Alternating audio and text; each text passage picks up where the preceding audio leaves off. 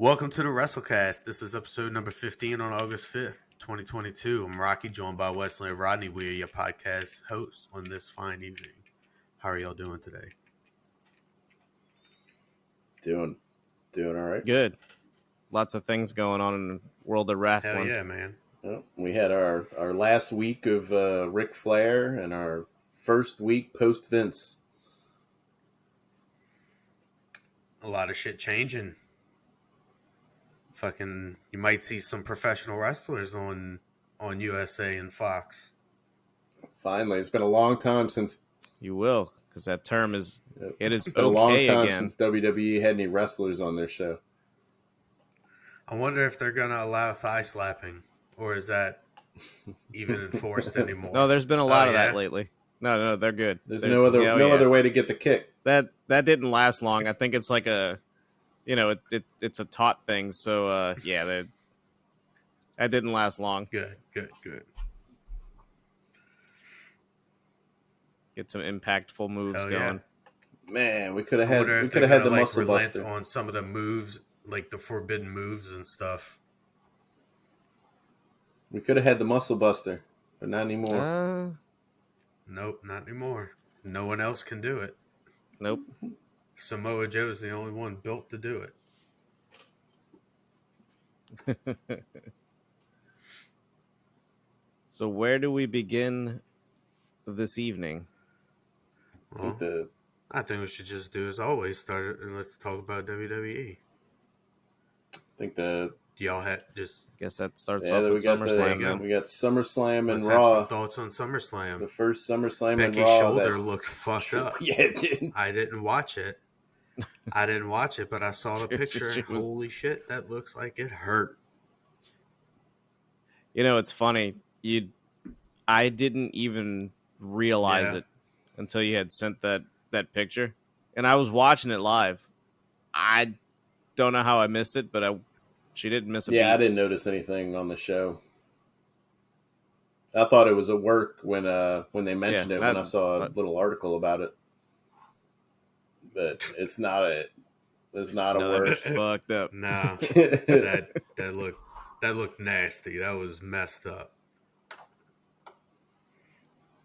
But so that was the match that opened up the oh man, are they going to go back to? Are they going to get rid of that term now too? Premium live event. I mean, they're not pay-per-views anymore. Yeah, I mean, so that's one thing that's that true. I mean, they can have another name for or whatever. It's not what we're used to. But it might be a more descriptive term, right? True. I guess you're right. I'll allow it. And I'm sure Triple H is still going to grunt superstar a whole lot while he's out there.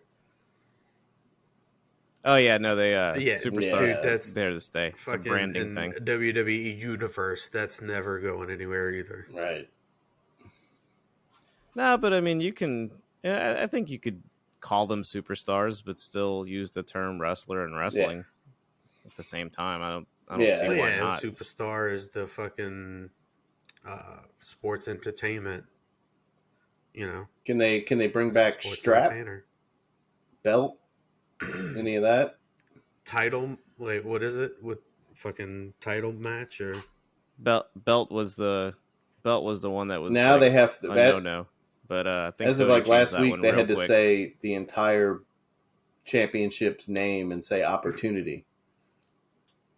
They couldn't say title shot. No, they couldn't say shot at the belt. They couldn't say I want the strap. They couldn't say anything like that. Oh no, they've been having to call it the undisputed Universal WWE. Right, and when they started doing that, like, I remember Charlotte promo time. When they started doing that. Charlotte would get to that, and like her promos would go from like serious, like bitchy Charlotte to like she would stress it and make sure she like women's championship title opportunity, like mouth fully going, just to show like how stupid it fucking is. Right. I was gonna say, I was like, yeah, I remember her always being really condescending when she It said was that. so great when it. Like, that's how it came off as, like, super condescending. It's like, no, this is stupid, right? This is why I'm saying it like this. Right, like you're explaining it to a fucking toddler. It's so bad. About right. But yeah, that was pretty fun. I hope they can turn that around and start using some of that old lingo again. We shall see. But yeah, so SummerSlam opens up with the Raw Women's Championship.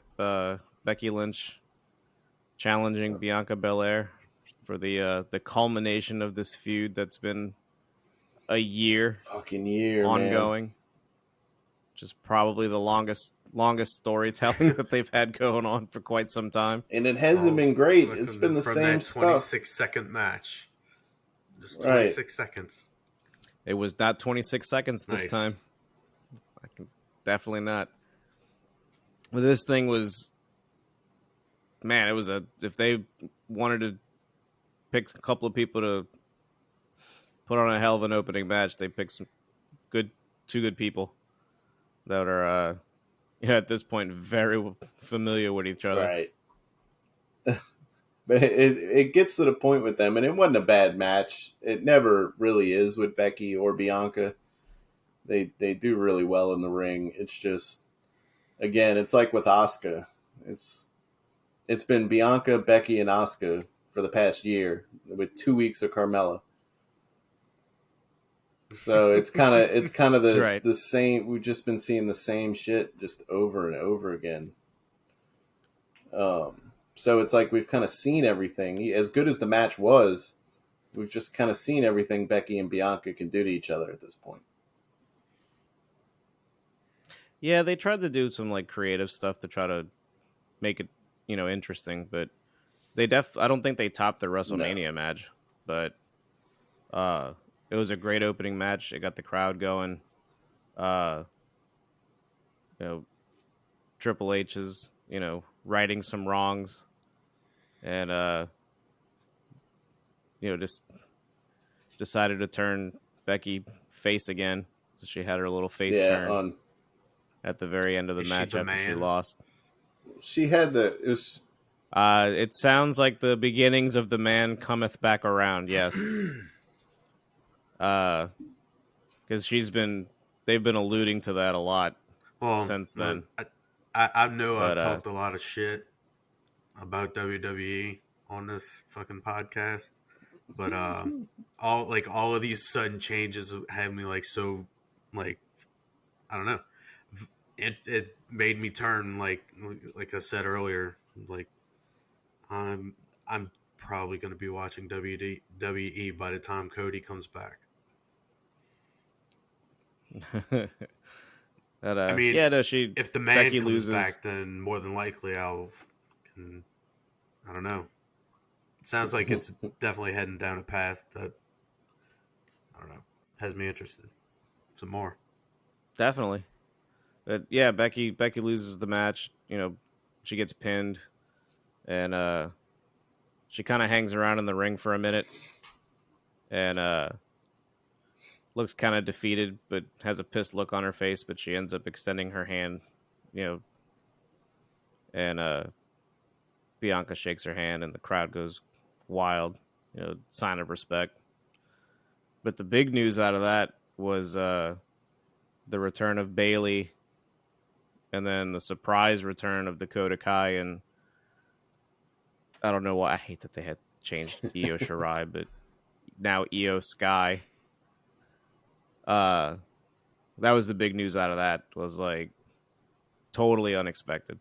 Like we knew Bayley was coming back at some point. Just creatively, I think they were kind of trying to figure out what to do with her. And well, evidently she's in a stable with Dakota Kai, who was talked very last minute into showing up for the show, and Io, who had like days prior I had read had like one foot out the door.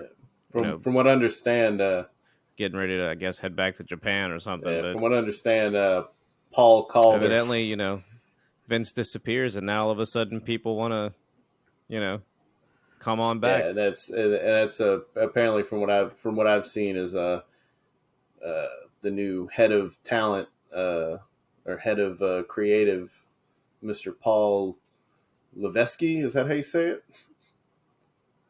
Levesque. Yeah, it's like a. He gave them a call just the night before. Yes, it's silent. That wasn't in the plans whatsoever. Gave him a call the night before and was like, "Hey, how'd y'all like to come on SummerSlam?" So, and I think the Bayley thing was a little soon too. I don't know if they planned that for SummerSlam. Yeah, she might have been coming for Raw or something else. Yeah, I think her deal was kind of up in the air for a while. Like they knew they were bringing her back. They just didn't. I guess they just didn't have anything. I saw rumors, set, but that's usually 100%. when the rumors start. You're a few weeks away. I felt like they kind of just saw an opportunity, and Triple H was like, "This is the easiest way I know to make my mark right now. The weekend Vince is gone." The only one that bugs me a little bit is like Bayley and Dakota Kai are really good heels. I don't remember seeing enough of Io Shirai's NXT run to remember if she was a good heel or not. I know she played a face for the most part. So she kind of seems like odd man out. I know she did, like, I think at some point did turn heel, which obviously I wasn't watching NXT at the time. But I definitely remember her turning heel at some point. And she was just coming out, like, in all black and was just a badass, just beating the shit out of people. I've definitely seen her in all black. Okay. I'm not sure. No. I didn't watch enough. I've just seen like highlight stuff. Wes, have you kept up with Kairi Sane since she left WWE?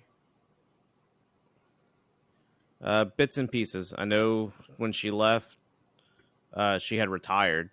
Like she had no intention of going back into the ring until she got booked for another show. I know fairly recently. Yeah, like within the last year or two, she's been back doing her thing. I wish they'd bring her back. She's out doing One Piece things, but I don't know if she wants to make that trip back across. She's doing pirate things. The pond. Yep. Yeah. She's on an adventure. I mean, that friggin' elbow, man. That elbow is amazing. Oh, I missed that elbow. Picture perfect every time. So what else happened on SummerSlam? But well, I mean, at the end of that whole segment, there was no confrontation. There was just a stare down. But a little disappointing. That match was a 5 mans out of 5. 5 man. Nice. 5 men out of 5. 5 men. Yes, 5 men. 5 mans. 5 the mans out of 5. 5 mans. And who's this? Like, that's the segment rating. Never mind. It fucking flew right over my head.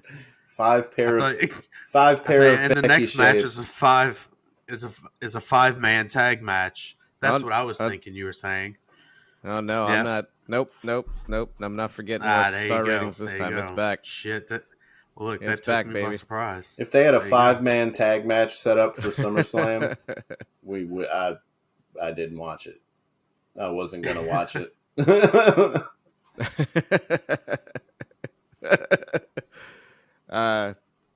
Next match on the card was The Miz versus Logan Paul. I got things to say about this. I'm ready. If Triple H can hang on to Logan Paul, this dude is going to be a fucking star. Like, you can write it down, dude's dude. Money. He is going to be a fucking WWE superstar. Like, definition. Like, maybe, not Cena, The Rock, but he might be bigger than fucking Miz. That dude, Jesus. He's going to go into the celebrity wing of the Hall of Fame. He's got so many people that follow his name already, Yeah. just naturally outside of the ring. He's going to bring so many faces, and so that he's going to shoot the ratings up just off of his fan base alone. And then his second match in the ring, right? he does everything. He can do. No, he's the well, I guess because Miz is such That's is that's what it naturally is. such He's the face to D-bag. Miz. In this particular feud, he was the face. But he's going to be a heel. But man, thoroughly so impressed. Good. It was so Dude's good. money. His second official match. I mean, he's got the perfect person to work with. And we joked about his boxing thing. Everybody's joked about his boxing thing. He's not terrible at boxing. He's no Mike Tyson. He's no Roy Jones. He's no professional, like real professional boxer. I've never seen any of. But the dude's never got seen talent. any of his matches or whatever. But I mean, from everything I hear, he's super athletic, very athletic dude. He's got plenty of athletic talent. Like started that boxing shit. So he's just a real life super heel. Athletic. He hit the most. Yeah, and that's what he hit the most picture perfect. And that's why I don't understand like this whole at the end of that match babyface thing. I mean, like that's a holdover from Vince though, so I don't know. Like maybe they got plans to fucking turn him heel, but they need. Yeah.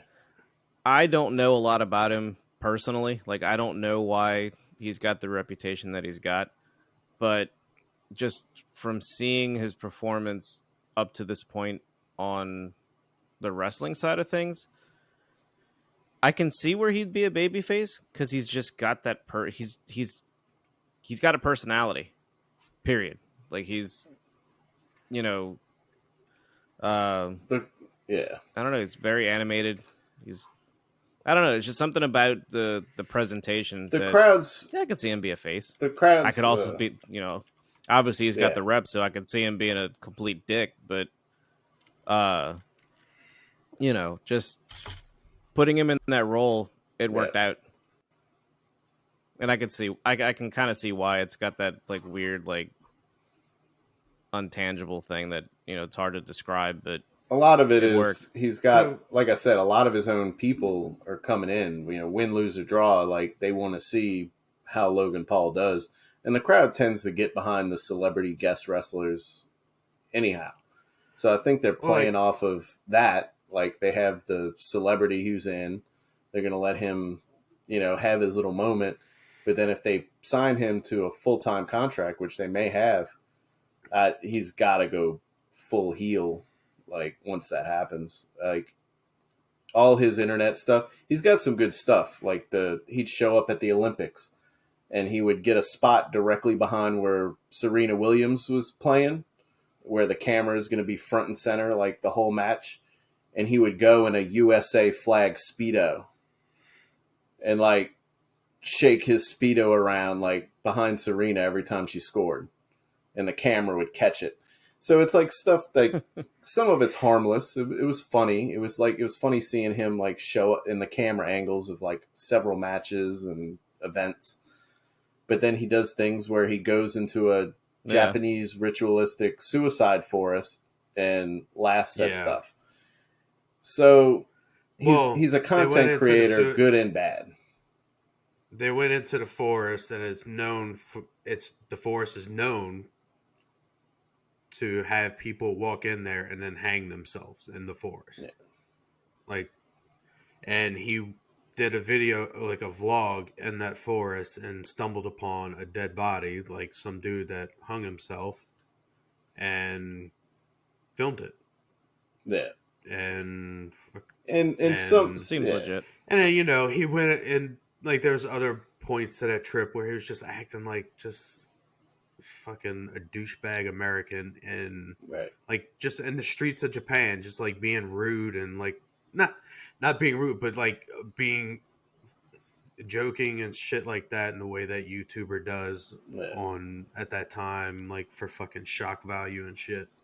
It's just like the fucking the Japanese culture, they're a little bit more I don't know, uptight, a little more subdued. So it's like, oh my god, it's like that was one of the major things that got people really fucking think he's a real douchebag. He does shit like he'll go to like the busiest Japanese intersection and rip off his coat, and he's got nothing but his USA thong, and he'll do splits like in the middle of the intersection, like, and make everybody like split apart to walk around him. Like, it's stupid shit. But it's harmless, but it's so fucking goofy. So it's easily to like have this guy be this polarizing figure. Like, he's coming with his hate crowd and his love crowd. So I think they're just going to kind of he makes so much money from those boxing matches is because people want to see him get knocked the fuck out. Yeah. Get his ass beat. That's a huge sale for the WWE. So I think they're just going to kind of listen to the crowd. Perfect. Yeah, like let the crowd dictate what he's going to be. The money is in people hating him, and then like fucking turn him babyface at some point. He's got that crossover appeal, though. You know, and now everybody's going to hear how well he did in his second match ever, and they're going to tune in, and now he can be a total dickbag.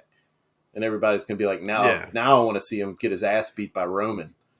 Like, so there's going to be a place for him, and he's going to be huge.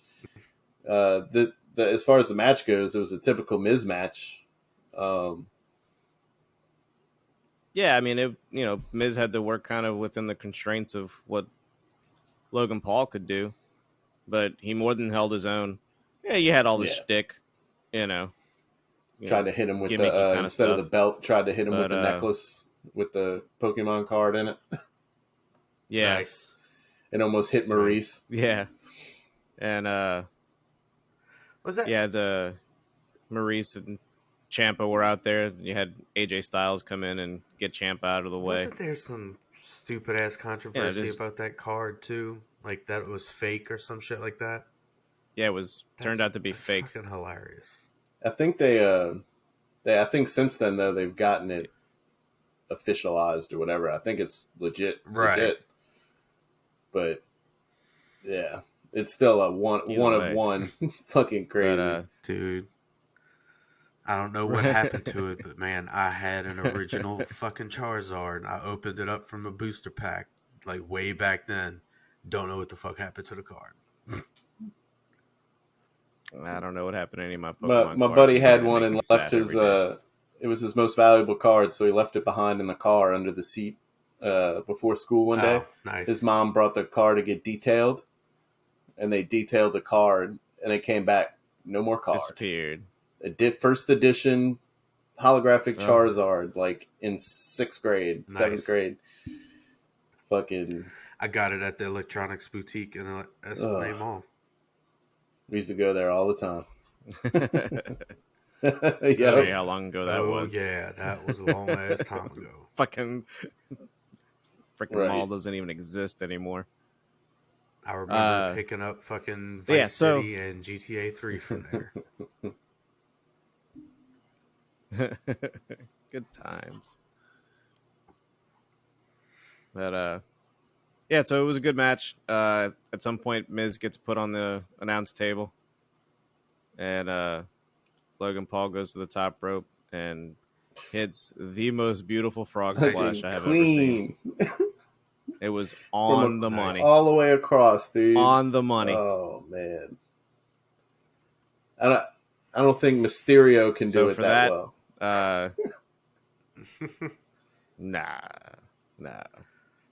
No, not Dominic can do it. It's in his blood. It's his paw. It's his dad's move. He can do it.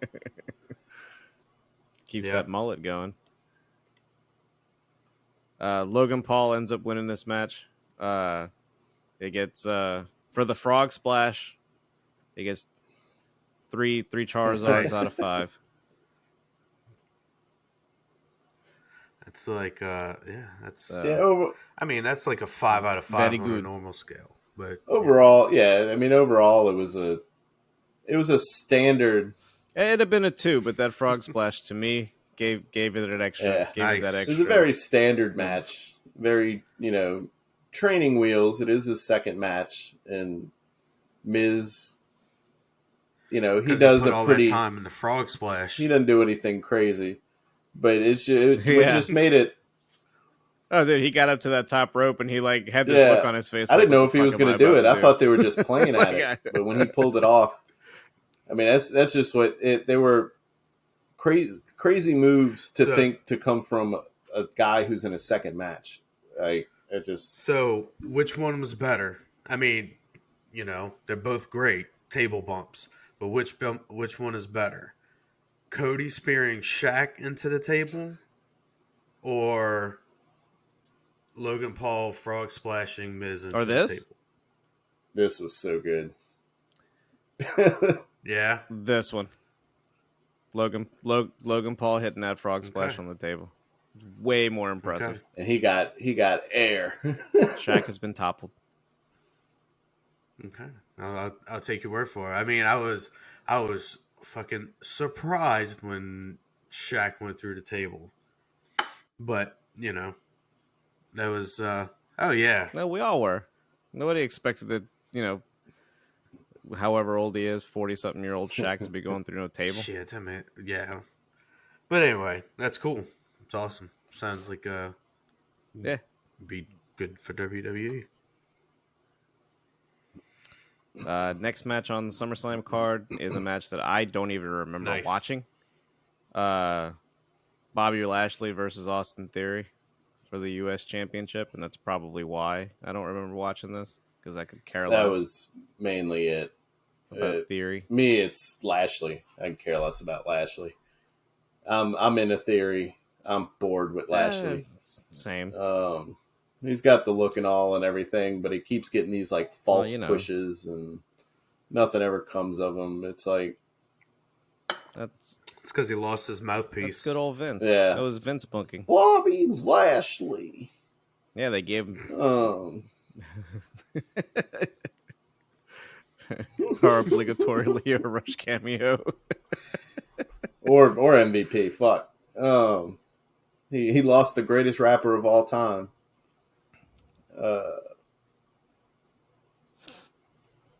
God, I hope Vince being gone means that Omos just disappears into the ether and I never see him again.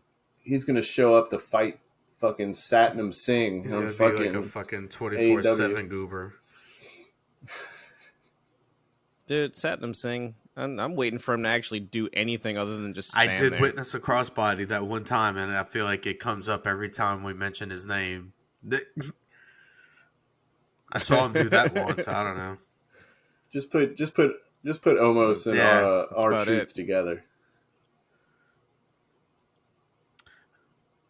Now that is a combination. I feel like are we gonna get a fucking powerbomb symphony, or at least one powerbomb from Wardlow on Satnam Singh? Jesus. Eventually. Yeah.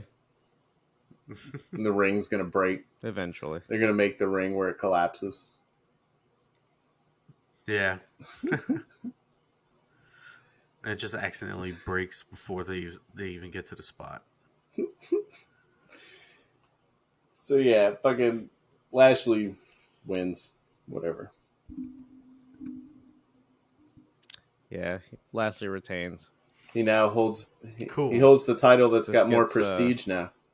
One Money in the Bank briefcase out of 5. It was just whatever. It was typical Theory doing his heel, run away, come back in, get a little rally going, and then fucking Big Man trying to get him in the hurt lock and clothesline. It was just this fucking same old shit. Yeah, it was a blah. Yeah. One briefcase out of 5. Nice. They need to pick it up. Oh boy. Next match on the card, the Mysterios versus the Judgment Day. Oh. Again. Yeah, I mean, don't care. It sucks because I love the people in the Judgment Day. But the way they did it I could care less about Damian Priest, and I really don't care about Rhea Ripley much. The only one I'm invested in anything to do with any of this stuff is Finn. I'm waiting for him to get I mean, I'm something into going Finn. I'm with into him again. Priest. I don't mind Priest. I'm not like a hype man for him. I don't have anything to hype, but I think he's all right. I love Rhea Ripley. I hate ever since they put her in the Judgment Day. It's just been there, and ever since. And really, this is probably Cody's fault. If Cody doesn't get hurt, I don't know if they try to turn Edge heel. I mean, turn Edge from heel to face. Cody. So this is no, they wouldn't have. They would have kept it going, and it was much better with Edge. Now, it wasn't great. It wasn't my favorite thing. Nothing on Raw was, but it was so much better with Edge. Ever since they did it, they've just been shitting on these guys. Edge is the better talker. Edge is the better talker. Like, Finn's okay on the mic. That was never really. But I don't think this whole storyline is Finn's vision either. I think Edge was able to put his own vision and his own like twist on everything, and then Finn. Then this was just dropped on Finn's lap. Definitely. Like, here, Finn, we need you to do this. Like, what the fuck? Right, quick turn heel because we ripped up the script 20 minutes ago. And there was also like, go out there, I think figure Vince it out. was trying to get like some kind of supernatural element to the Judgment Day, and Edge was like, yeah, Edge was like, fuck you. Okay, so you want a supernatural element to it, but you don't really want Finn pulling out the demon. So, they already squashed the demon with fucking. How does that work? Not squashed, but stupid ending with Roman.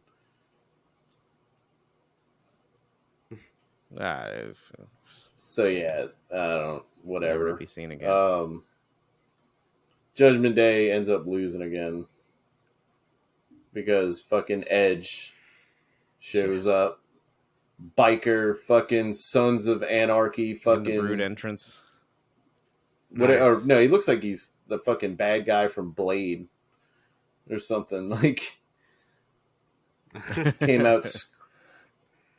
He came out as his little Brood entrance. The flames came out the ground on the tower. Nice. So yeah, came out the Cody Vader. It was good. I mean, it was a good return. The Cody Vader came out the Cody Vader. Nice. Yes, he did. Surrounded by fire. Or is it? Or is it the Lashley later? I don't know. They do it with him too now, don't they? They have him come out on the little action figure stand. Yeah, he's on like a spinning podium. Yeah. Huh? Give us your favorite pose, so Bobby. He can show off his... So we get face Edge back.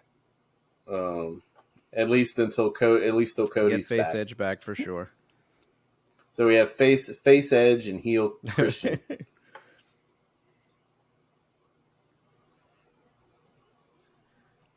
Yeah, I mean, not a whole lot to say about the match. It was all a setup just to get Edge back. It was okay.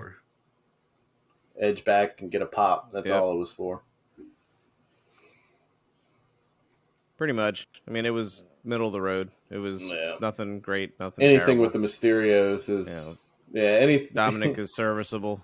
Ray, every time he wrestles, I'm worried that he's going to blow. Even though he looks like he works at Best Buy. Like, he doesn't look like a wrestler. He's like, he reminds me of like if the WWE video game had like a story mode, like in the football games where you start off as like the kid in high school and you like develop your own character that like works his way up and wants to be a wrestler, and you like pick a wrestler that you want to, that was your favorite growing up, and like his was Rey Mysterio. He's just so generic. His moveset. But I mean, he's not terrible. He's not his dad, but Yeah. 2 Mysterio masks out of 5.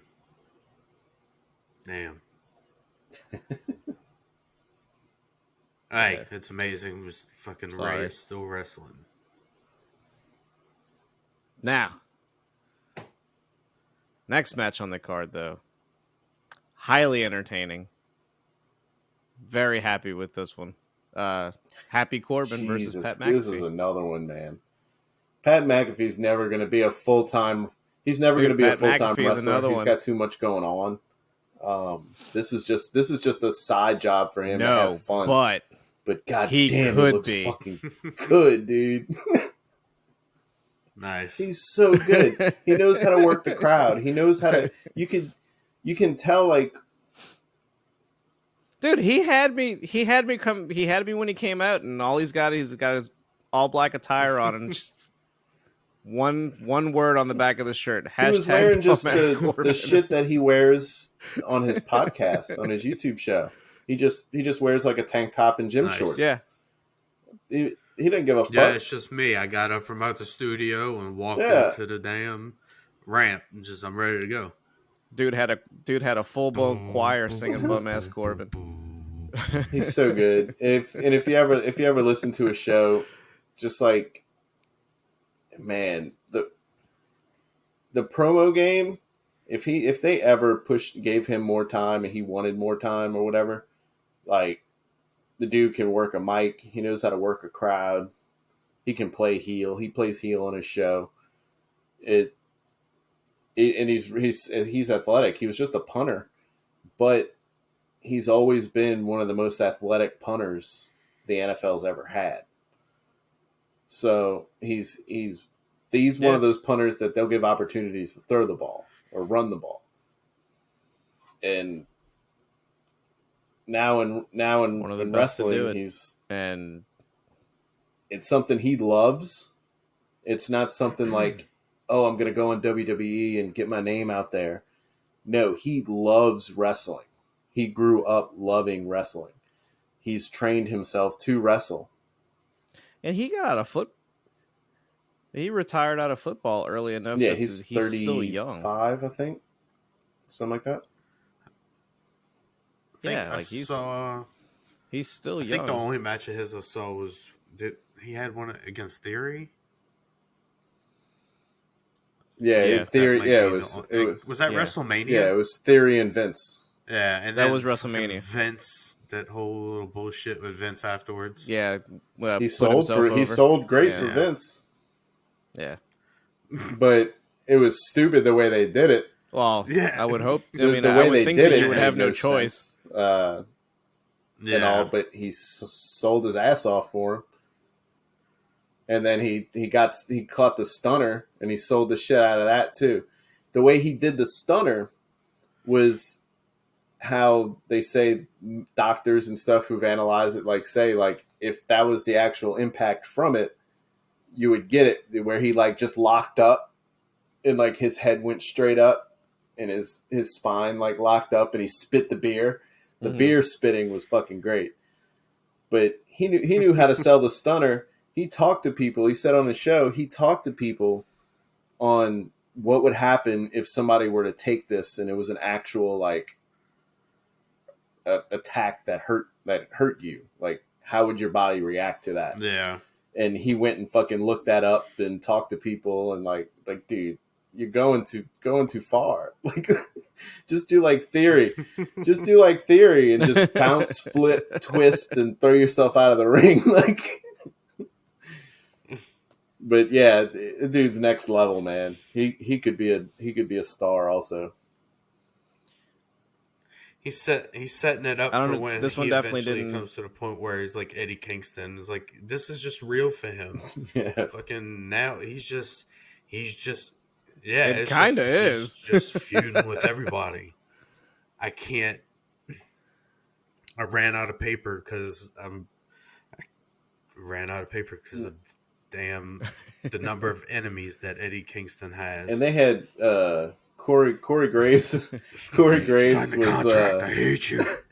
Corey Graves was very anti. Fucking Corey Graves. He was very anti Pat McAfee and pro Corbin in the match.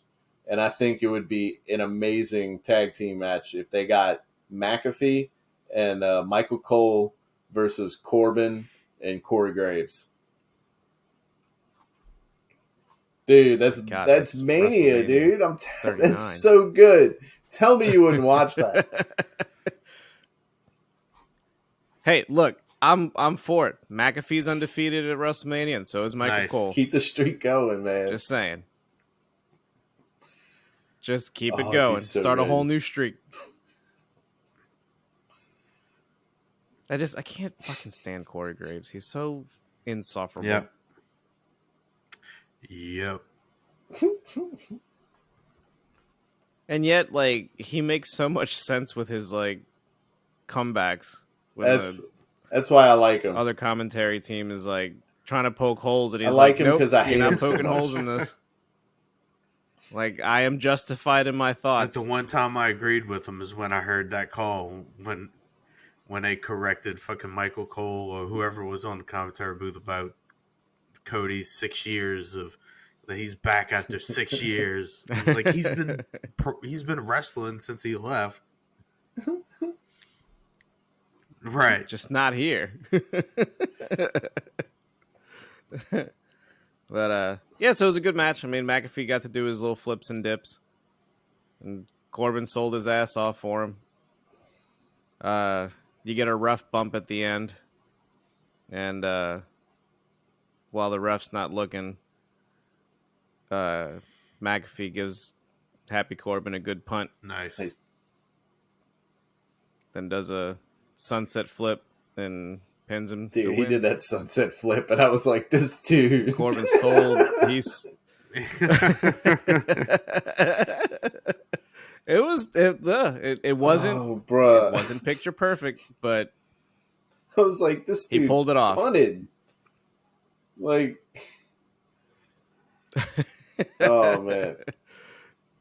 Yeah, Corbin's balls are like in the fifth row. So always think of what was it, fucking Hot Shots when they fucking kicked them and they popped out of their mouth. Part 2. Was it they kicked Saddam? Yeah. Part 2. There you go. Yeah.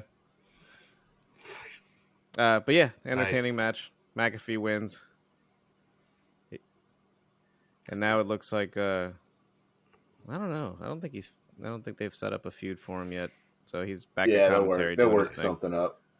What's the rating on that one? I would give this one on pure entertainment value. I was It'll going be to say 3 it's got to be footballs out of footballs, 5. right? Yeah, it's got to be footballs. It was either And that that- or, you know, And 3 that's Hawaiian and that's shirts just for, overall, Happy just because like I'm bored of Corbin and everything. But if we just focused on McAfee, and scaled it down to like his experience level and everything, that was like a 5 football match. Like, dude did amazing, just like Logan Paul did. But it was good. within the match, it was just, you know, average for the most part. Dude, McAfee pulled off a fucking Hurricane Rana. Like, what, you know? Oh, bro. Like, I was not expecting that shit, dude. But that's dude did his backflip off the top rope and ate a super kick. The place right he after. shoots it was like his podcast, it was good. Right outside the studio, they have an open gym, and they have a ring smack dab in the middle of it. So he gets out. He's got a ring, and he goes downstairs, and he's got a ring, and him and his buddies take bumps and like play wrestle and shit. Like, man. Dude, I'm to the point right now where I would love to get in a ring and just take a bump. I just want to know what it feels like. The guy when I went and saw Jeff Hardy. Just want to do it, but When I went and unfortunately, saw Jeff no Hardy, one with a wrestling the ring. guy who bounces, who watches the door, wrestles locally, and he went and asked Jeff after the show if he could get a chest slap from him. He slapped the shit out of this dude. Nice. He was like, Nice. no, he's like, really, he's like, no, really hit me, dude. I'm serious. I wrestled. I could take it. He's like, all right. And Jeff like took his shirt off, and, like rubbed his hands together, and just, wow, just like you could hear it ringing through the bar, dude. And he was just like, ah. Nice. Fucking great. Oh man. Next, Jesus Christ. Undisputed tag team titles: the Usos versus the Street Profits. I don't know. Number 15. What is this, like Uso Street Profits? 56? Yeah, and they throw in the controversy. With with Jeff Jarrett as the special guest referee. They have the because, chance, they're and in they Nashville. need to promote Flair's match. But Jeff Jarrett's on this. Jarrett's on this heel run. Of course, thing, they weren't going to. And I know Usos. Are they the heels or they're heels, right? Yeah, they're heels. Okay. As far as the Usos, I don't watch it, and I'm talking but I watch it, but just from what I know. But I thought with Jeff Jarrett coming in, this was they're definitely heels. The opportunity to take the belt off the Usos, but with some kind of bullshit. Yep. But no. Yep. I was waiting for somebody to be hit with a guitar spot, and no, just didn't happen. Oh well. Or have Jeff Jarrett fucking interfere, and then Ric Flair comes out and stops him in a referee shirt. But what was stupid was like he ultimately Jarrett was inconsequential. No point. There was no, chicanery. There was no fuckery. It was like he called it down the middle. And at one point towards the end, Ford hits his big splash, and Jarrett's counting like normal, and one of the Usos kicks out, and all of a sudden Ford goes heel, in Jarrett's face, why can't you count to 3? And I'm going, there was nothing wrong with the count. It was a normal count, and Jimmy or Jay, whichever one it was, kicked out. You have no business arguing anything right now. Dude, as you were saying that, I was going to ask. This makes no sense. The spot where, the heel gets in their face, but I guess to have they been teasing them going heel or anything? No, they've been teasing Ford breaking away and breaking up the Street Profits because they see dollar signs in Montez, but I don't know. It's to the point now where if they weren't the ones to take the belts off the Usos, I don't know who will be. Or just not anytime soon. Yeah, right. Well, I mean, I'm trying to think of tag teams, and they're going to have to wait for Orton to come back with that whole feud. I guess that's what they're waiting for. Shit, he may not be back until next year. But at the same time, we're still looking at that was the last thing I read. We're still looking at a possible be a while. year time frame for Cody also. So that might be the time they take all the belts off of the whole bloodline. I doubt they leave anybody with the belt. They got to take them all at once, I would think. I could see him maybe popping up because that dude's going to try to be there as soon as he can. Yeah. I could see him maybe popping up for Survivor Series maybe or something. I don't know. I mean, Roman Reigns aside, because it's Roman Reigns and it's just the way he's booked, but the way the Usos have kind of been, they've had this stranglehold on the belts for so long. They're not, they're booked pretty strong, and they've been booked really, really strong lately, to the point where I look at any other team that they still have, functioning, and nobody comes close. I'm going, the Street Profits were the closest team to be able to take the belts they off did the same thing to the Usos that were believable that they did to Roman. There's no one that is a credible threat to his. No, they're untouchable. It's just boring because they're really good. Besides the Street Profits. Fun. And there's nobody else. Who you got? You had RK Bro, but they're in shambles. The Mysterios, they're the ones that lost the belts to the Usos a year ago to begin with. Obviously, it's a different time, but that was precisely the reason why I fucking stopped watching WCW. The fucking NWO got to be too much at times. Yeah. No. Right. And then you don't have the freaking New Day right now. And they're too busy feuding with the new and improved vicious Viking Raiders. Man, that's going to be some reason insane the day that Big E shows up on just any show. That's going to be insane. Hopefully, the way they do it is him, Houston. His intro. Yeah. Fucking. Yeah. Oh, the second that happens, the roof's gonna blow off the place. Anyway. Waiting for it. But yeah, so yeah, no chicanery, no fuckery, no ref bump, no nothing. Jarrett is basically just there because he's in Nashville. Nice.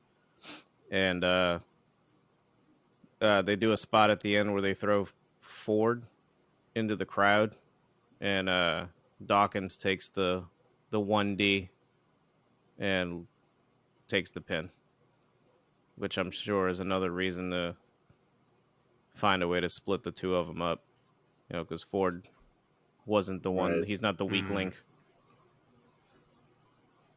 I don't know. I've seen this match enough times that I really don't care. They've had better matches in the past. WrestleMania was a much better match. This gets 1 solo cup out of me. 1 red solo cup out of 5. Especially with the Usos, they never really do anything new. I mean, they're good and they're talented. They are one of the best tag teams, if not the best. But every match, it's just we don't really see anything new out of them. It's the same thing. Super kicks. It's like they just do do what works, but they do what works kicks. so much. It's just I've seen all their matches. Super kicks, super fly splashes, and Samoan drops. That's what you get. That's what you get. It's a deadly combination. Next match on the card is a very controversial one. SmackDown Women's Title: Liv Morgan versus Ronda Rousey. Jennifer sent me article for, I think, was it People or something like that, and it was about Rousey getting suspended or whatever for however, and like, oh yeah, I was like, yeah, they wrote her off TV. It's like, oh, okay. She thought that it was she got worked by. They basically just like she didn't really get fined. She got worked, huh? What a mark! Hey, what a mark! It was like fucking. It's still new to the game. It was like still new to the fucking game. Published by People, which I don't know. I can't sit here and like attest to the credibility of People.com in 2022, but it's not like Wrestling Dirt Sheet website. So it's Celebrity Dirt Sheet, same difference. Just fed to a different.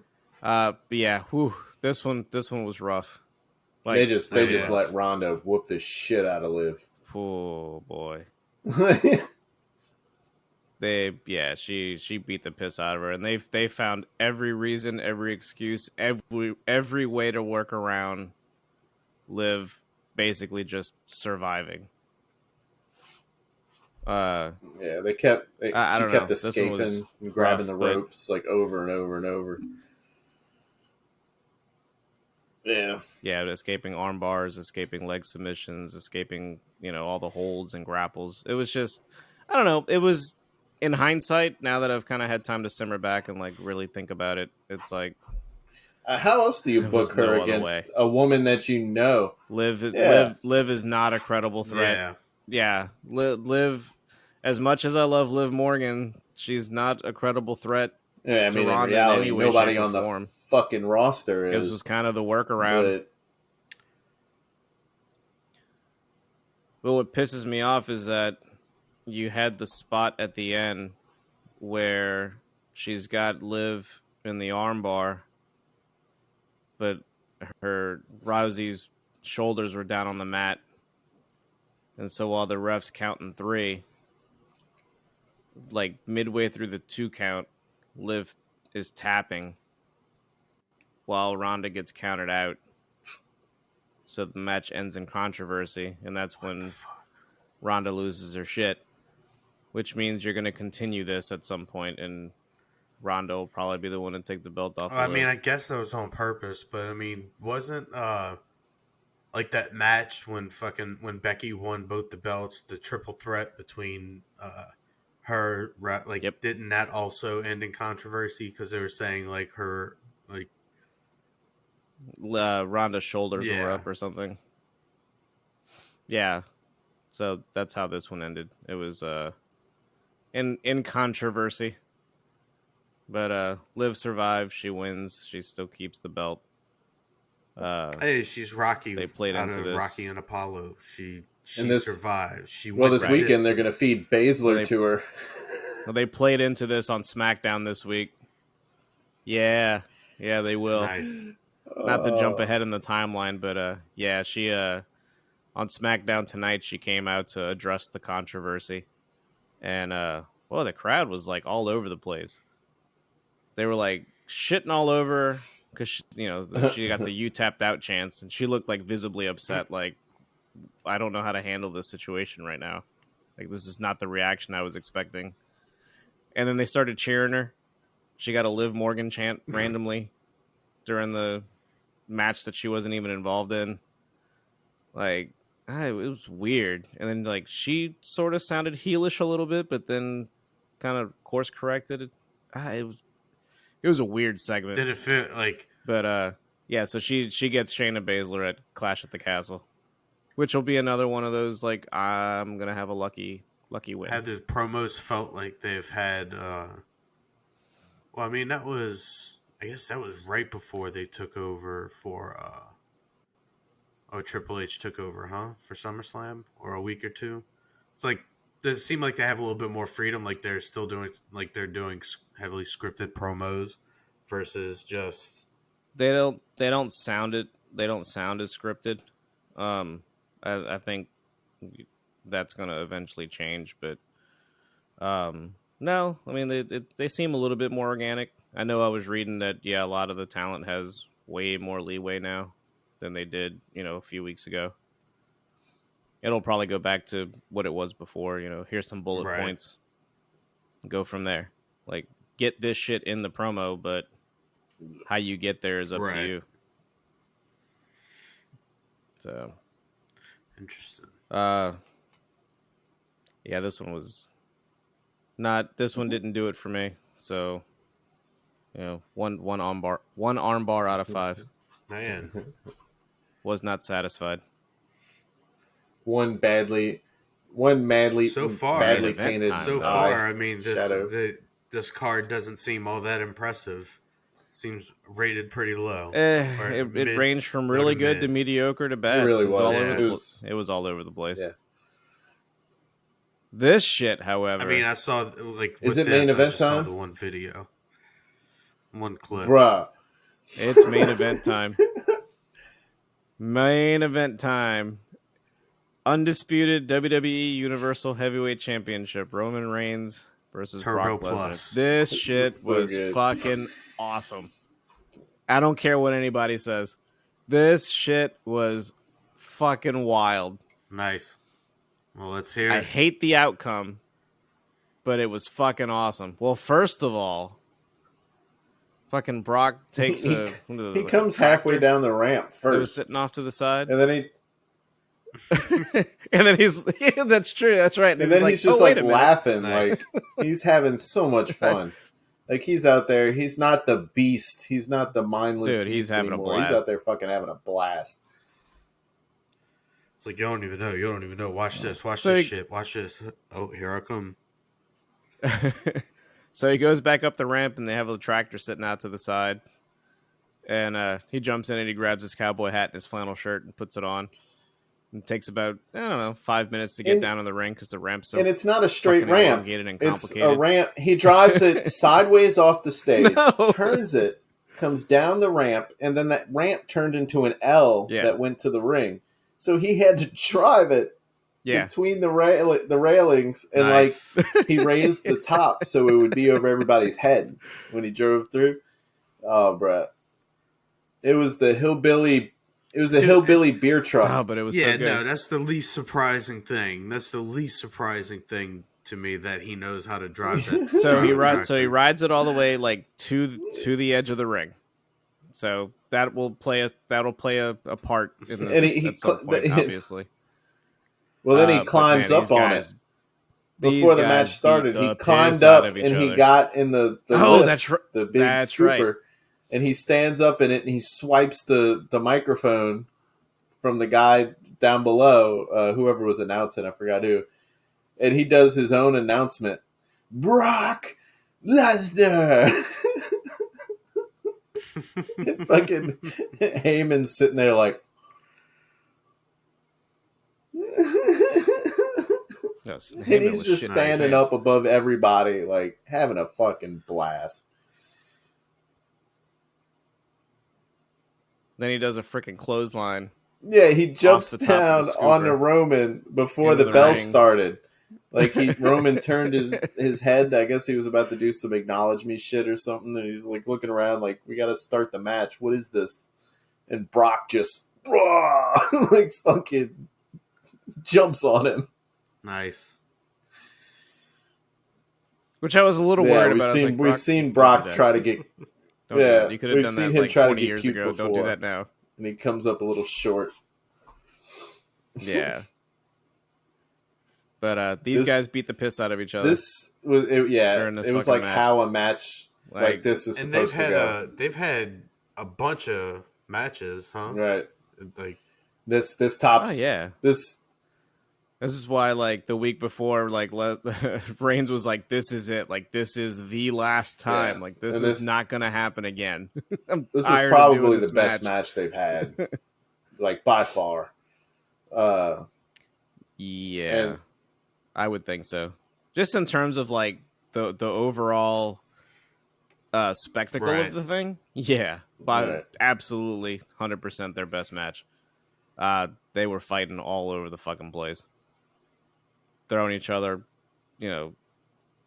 from pillar to post, using the ring steps, going through tables. Fucking homeboy hit stage at Heyman. one point. Fucking Brock grabbed Heyman and put him. Did he F5 him? I think he F5'd him. I don't think it was a suplex. He I think he F5'd him on the table. He F5'd him. Yeah, he F5'd him through the announce table. Yeah, he murdered the wise man. They gave Heyman a fucking... Made Heyman take a bump. Heyman's the wise man. Table bump. Nice. Yeah. Yeah, Heyman's Is the that wise what man. they call him? Since that's what Roman calls him, because he's the council. He's basically his consigliere. For the bloodline. Nice. I like consigliere a lot better, but... Yep, he's the wise man. But he took a bump. The fucking Usos got murdered. Manhandled. Theory comes out to try to cash in. Theory comes out with the fucking suitcase. And Brock was just like, fucking die. Just like fucking crushes him. It's like he comes out already. I can beat the piss out of him with his briefcase. And then he gets up later, and Roman beats the piss out of him. Nice. Like the mountain. The Usos beat the piss out of him Game of Thrones for a little bit. Somebody. He just fucking grabs Theory and just ragdolls him. Yeah. It's like crushes. Yeah, I remember. So go ahead. He there's a spot where Lesnar throws Reigns into the scooper. And he lifts it up. He backs up, lifts it up above the ring, rolls back forward, and he dumps Reigns out onto the ring like trash. It's just the camera pans out, and Brock's just in the driver's seat, just oh man, it was just fucking laughing, dude. Brock was having so much fun with this match. Man. He didn't care if he won or lost. Jesus. He was having so much fun. This whole thing was a fucking beautiful train wreck. God, what was the big spot was Reigns is in the ring, and Brock gets back into the tractor, and he takes the scoop. He banged it a few times. The ring. And then he scooted the whole ring back 2 or 3 times first.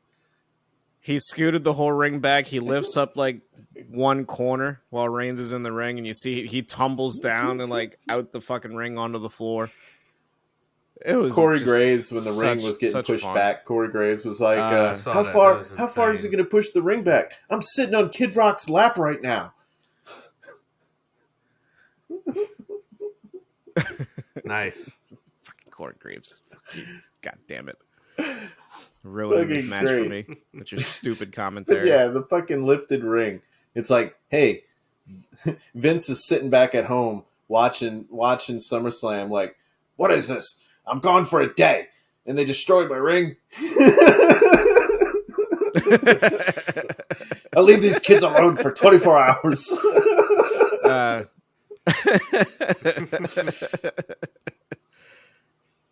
So they both just continuously beat the 10 count. Like, they're taking everything they possibly can, and they keep coming up.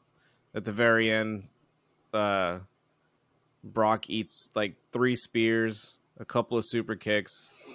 He gets a chair thrown at him. He gets put through. I think he gets put through a table. Who? Brock? And he just keeps they put him through a table. Yeah, Brock. They hit him with everything. Yeah, he was like, they did everything, and he just kept beating the count. So finally, Reigns and the Usos get pissed, like to the point where like we don't know what else to do. So they think he eats one more spear, and then they just take like chairs, pieces of the announce table, the ring steps, more chairs. They just start piling shit on top of him to keep him Roman from stands up, so on top of the tower of fucking trash and table and shit. Just shit. Brock's just underneath like debris. Just laying there like, fuck, I'll just wait till the spot's over because there's nothing I can do now. Nice. And that's, he can't beat the 10 count, and Roman wins to retain. The only thing that I would book differently in this entire match is that Brock should have won, and the way he'd have won is by putting the lift scooper on top of Reigns so Reigns can't beat the count. Bro, that would have been so good. I'd be fucking scared to do that, man. It's a wasted opportunity, man. Or if the scoop... That's the only thing that I would have... like, and pop on top? Yeah, you just... Well, no, I meant like, him. So there's the opening down underneath, a little bit so he can't they can turn it where it goes down and covers them, where you can't even see what's going on underneath there. Yeah. That'd have been awesome. Oh, that'd have been even better. Oh man, that'd have been even better. That'd have been better. But that would have been my only booking change. Is Brock would have won, and that's how he would have won it. Roman then had to go get in the tractor and lift the ring completely over and flip it on top of Brock. Flipped it on Brock. Nice. I like that.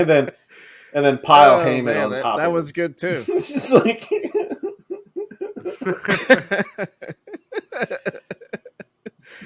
oh man, Jesus! It was a really good match. I was surprised, dude. This was fucking incredible. Except blown right away. as the camera's cut, Brock no-sold it and scooted from under the table, goes and climbs up the ring that's lifted up in the air still, and takes his cowboy hat and his vest and starts waving to the crowd and fucking hyping everyone up. And it's like, God damn it. I wish this clip didn't make it out to the public. Like, at the same time, I'm like, it's obvious Brock's having fun. He's having a good time. I like that Brock. I brought my tractor to work today. But yeah, the guy who just died. We just watched him die on television. Last year. And now he's up going out for a standing fucking second encore. And he just died. I've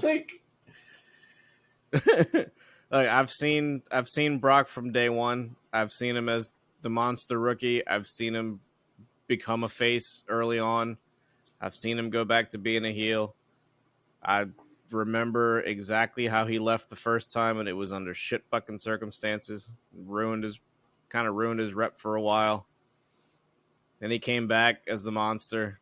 There's the Beast, which is great. I've seen him go back and forth, but this is the best version of Brock. And I feel like he should have been this way earlier. I wish he loved how wrestling. many more times we're going to see him. he likes the fans. He loves the fans. He loves the I know. cheering for him. He loves the interactions with the fans. He just doesn't love wrestling. And I wish he did, because he could still stick around. He could still go. I just wish he'd have had this run like earlier on in his career, because I don't know how much longer he's going to be willing to come out and do it. At any point, he can just be like, "Nah, fuck it, I'm going." Pretty sure he just told the writers, "Fuck y'all, I'm done dealing with y'all." Check out this moose that I just killed and gutted, and he just told him, "Let me come be." I'm kind of hoping that, like, I understand. That's all he said. I guarantee it's all he told him. He's like, "I'll come back, but you got to let me be me." And that's it. Like, I'm kind of curious how this all turns out, because I know he walked out of that show the night Vince, faded off into the ether, and they had to talk him back to finish the feud. And I'm kind of curious to see where this goes. Like, I'm hoping he's just kind of taking the wait and see approach to see how the new regime kind of runs things, and then decides like, hey, look, I'm still willing to work with you guys, if needed. And I hope that it's not just like, this is it. Right. This is how he goes out. Because I need this Brock back, like, ASAP. What if there was a feud between Cody and Brock? I'd watch it, and it would probably be fantastic. Like, give me that goddamn Rhodes kid. Fucking break his ass. Rip his tattoo off and rip his other titty off. He wants color, I'll give him color. Rip his tattoo off. He wants color, and I'll give him color. Fucking necklace. Oh. Hey. Oh man. So this fucking match gets 10 tractor trailers out of 5. Fucking fantastic. Holy shit. Broke the scale already. Dude, this is fucking between this and the opening match were the two best matches of the show. That's awesome. And it's not a surprise that Becky Lynch was involved. That's cool. Vince sitting at home watching fucking Bailey and the other two come out, just like, hey, isn't that little girl I fired a few weeks ago? What is she doing on TV? Oh man, it's a different day now. Yep. Yep. Yeah. So, they're making that abundantly clear. Like, yep, the Raw right after. Wasted. And when was SummerSlam? Saturday. Was that this past Sunday? Saturday? Yeah, okay. This past Sunday. Saturday. Yeah, they went from Nashville, SummerSlam on Saturday, and went all the way to Houston. Because I was like, is that for Monday Night Raw? For some reason, I thought it was 2 weeks ago. It's like, Jesus Christ. That's when time is crazy right now. But man, we're hour and 13 minutes into this thing, and we're still talking about WWE. That's why I was asking. This is crazy. WWE. This is unprecedented. Right unprecedented. This is unprecedented. Because it's like, I don't know on this show. Going to talk about Raw, but so holy shit, we're already at 100 and an hour. We're going in 13 minutes. We're going in.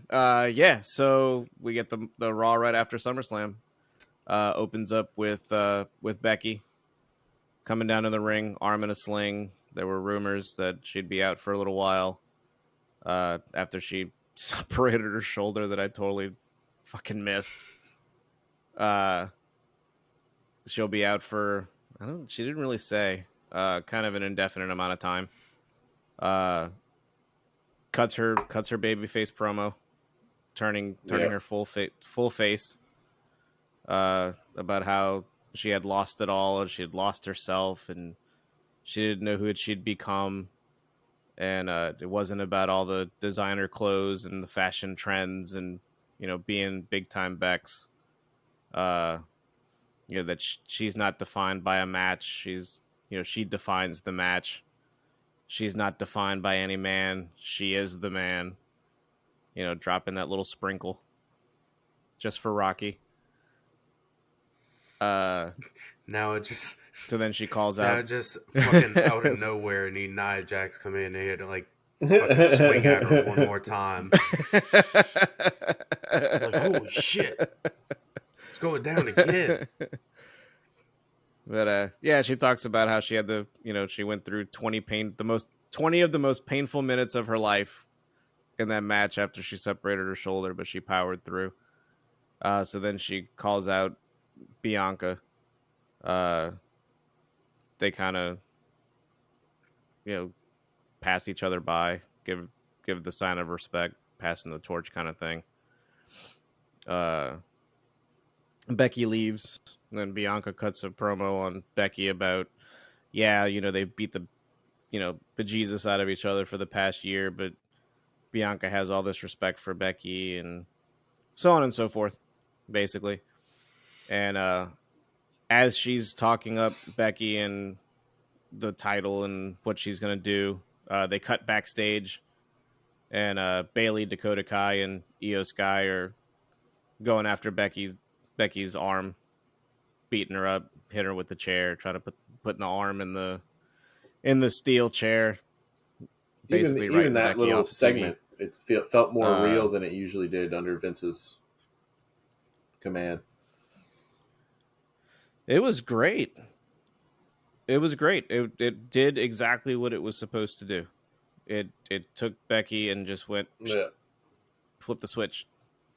Just that fast. For as big of a heel as she had been for the last year, it took two little gestures basically. And it made sense because they have the past. And I mean, I don't know anything about it made separated shoulders and how much time they need to heal, but yeah, I mean, like I said, it writes her off for TV for a little bit to allow, I guess, think Bianca and Bayley are gonna feud.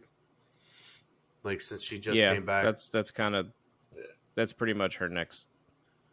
That'll be her next feud, but see Becky coming out. The next pay-per-view is not for a few more weeks, so she's gonna have to squash Dakota Kai and Io Sky, or get beaten up for a while.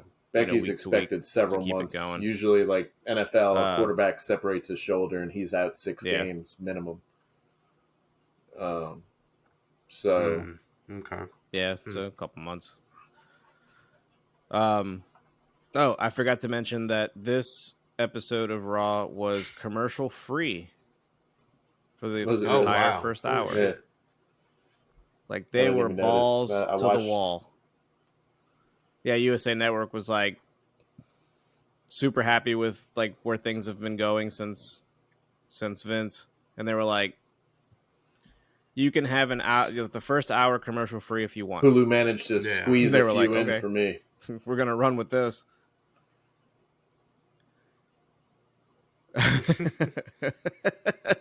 Fucking Hulu.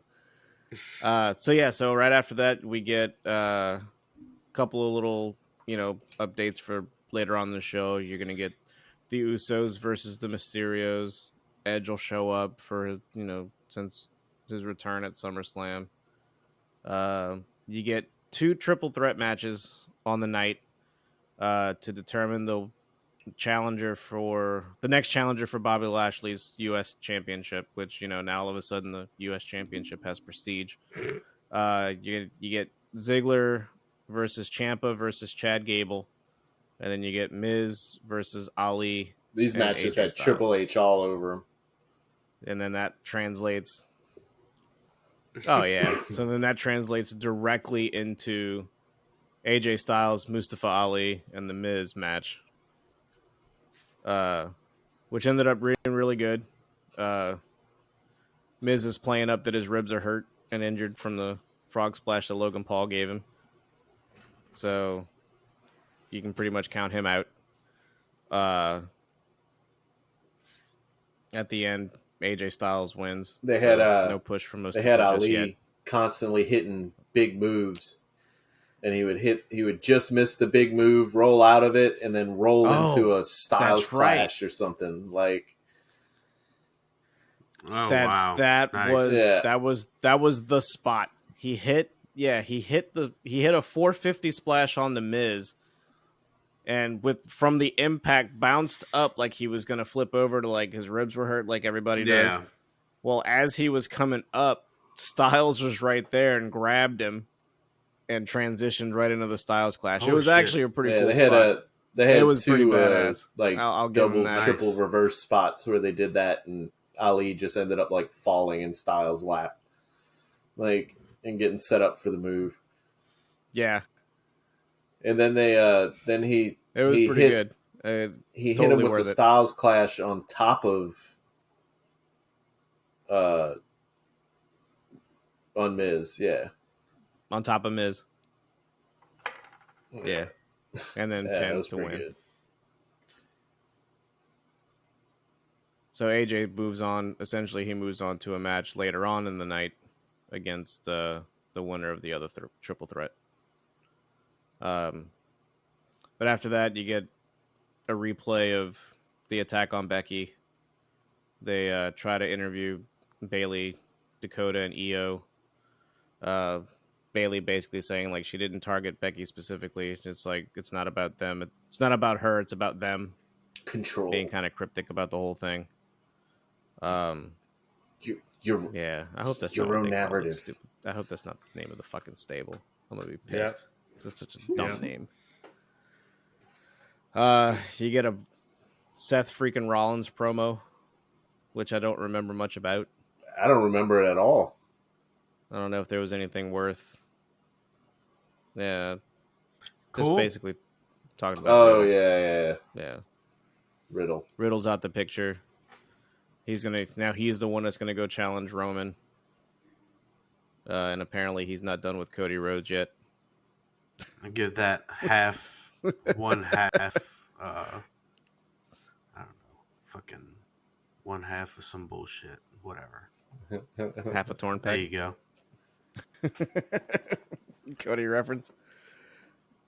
So that transitions into Seth Rollins versus Montez Ford, where Ford does a little heelish thing because he challenged Seth Rollins, but Dawkins wanted in on it, so they were going to rock paper scissors for it. And right before they started the rock paper scissors, Ford fucking takes off and dives and rolls into the ring, and the match starts. Nice. So he kind of left his buddy hanging. But ultimately, it's for nothing. I mean, he puts on a good match. Obviously, Ford is money. I really don't want him to break up the tag team, but him and Rollins put on a good match. But I think Rollins ends up winning after it's all said and done. He fucked with karma and he found out. Cheated on that fucking rock, paper, scissors. It's not going to help you win the match. Right. Nope, not at all. What was after that? Let's see. Oh, Alexa Bliss versus Asuka. There was no reason why. I don't know why. No reason. Still can't figure out what we're doing with Alexa. Or Asuka. None whatsoever. She's still carrying Lily with her? You know what? I don't remember seeing her carry her this week. At all. And I was kind of looking around on the corner of the ring post. I didn't see her anywhere. So I'm not sure. We finished. We finally sold all the merchandise. She even sold hers. The very last one. Right. She even sold hers. That's it. Gave it away to some poor homeless child. They were having a match, but somewhere in the middle of the match, Bayley, Dakota Kai, and Io Sky come out and they attack both of them and they throw the match out. See, they were trying to control other people's narratives, and that's not cool. There it is. There it is. Setting up some Survivor Series beef. There it is. Where Bayley and her crew are gonna take on the whole women's roster or some shit. I don't know, man. But they're gonna have a match in the pit of projects. Fucking Jesus Christ. Next pay-per-view. Why do we do this to ourselves? We need a CYN reference. There's no super kicks allowed in this stable. Jesus Christ. Oh, man. Now I lost my train of thought. Thanks, man. Fucking CYN. I think Canadian Destroyers are banned already, so I don't have to worry about that. Yeah, you don't have to worry about the Canadian Destroyers. None were thrown on this night. Yeah, so new heels are beating up on Bliss and Asuka, and Bianca comes out to make the save and ends up challenging any one of the three, and EO steps up to the challenge, which immediately threw red flags at me because I don't want her to be the one to take losses. Oh, well, I mean, you know, it depends on the kind of match she has. If they have a freaking banger, like balls to the wall, then that's still going to be It ended up being badass a good one. way. Yeah. So then you have your commercial break. Not everybody has to win, because I'm pretty sure Takeshita is going to lose against fucking Cloudy. Oh, no, he's winning. Oh, yeah, he's winning. He's beating Claudio. Oh, yeah, he's going to be new ROH heavyweight champion. He's going to lose, but I'm sure it'll be a great match. No, he said he's winning. He's winning one match, at least one match on television, and this is going to be the one. He's going to win the big one. Yeah, they're going to be that one. And Bianca was doing that running in the heels triple threat too. Match. Oh, go ahead. She was wearing Dude, I don't know the how little skinny heels. Can't figure it Bro, out. she was booking it up the ramp. Nice. Yeah. Props. And then you have because then you have can't figure that one out. Titus, who can't even run in flat foot boots. And No, but he can slide. Slide into home base like no problem. Bianca's just on her feet, on the heels, full speed. But hey, you know what? Titus was floundering. You know, he wasn't doing anything. He takes the slip and slide under the ring, and now he's at the top. Global ambassador for WWE. And he made his way to the top off of one botch. What are you gonna do? Solving all the world's problems. Saving us from fucking racism, sexism, and all of that. Thank you, God. That's right. You, WWE. Well, yeah, you can't say the G word. There's no religion in WWE. No religious references. Yeah. Okay. I'm trying to picture Titus. I'm trying to figure out a way to word it where instead of like doing USO shows, like Titus is going to go to like broken down third world countries and like have Sarah McLachlan like singing in the background for commercials, and like in the background you have Titus and like Apollo putting on matches for like these like poor hungry kids in like foreign countries and shit. And they're like, we're here to bring everybody WWE. For 30 cents a month. Remember, philanthropy is the next stage of marketing. My thoughts definitely started to spiral there. That's right. That's right. Moving right along. We have the next triple threat match of the night: Dolph Ziggler versus Ciampa and Chad Gable, who's incredibly underrated. I love Chad Gable. That's why I said this whole obnoxious double three-way match that they did had Triple H all over it, because no matter what group they were in or what they were doing, that's this six one guys definitely right had there Triple H who all all over know it. what they're doing, and they're all really good in the ring. And they don't necessarily have what they don't have the look and everything that Vince wanted to push, but these are all guys that Triple H knows personally can work, and people like watching them. Yeah,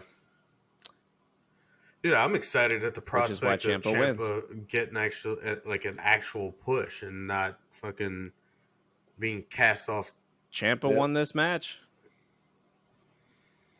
Won the match. So he fights AJ Styles later on. which in turn goes to Yeah, we Edge. said we had the Edge promo. Cutting a promo? Yeah. Which was, Yeah. Edge promo. Yeah, it's what Judgment you Day expect. shit that nobody cares talking about. Shit about a group that it's Judgment Day. isn't worth a shit anymore. I don't know. It's got to be better than fucking Christian versus Matt Hardy. So, I mean, I feel like it's if one's up, the other's down. So, yeah, true. True. There's only enough space for one of them to like just to have the good shit going right now. It's just the world is not balanced enough for both of them to have good pushes at the same time. Yeah. Yeah, I mean the promo is what it is, you know. Judgment Day at some point is going to fall apart, and we'll forget it ever happened. Yep. It'll be a footnote in history. His promos have fallen off the mountain of omnipotence. The mountain of omnipotence. Jesus Christ. Such a poorly conceived project. Don't worry, guys. Finn Balor's going to fix it. Next, you get your... He already started by changing up his ring gear.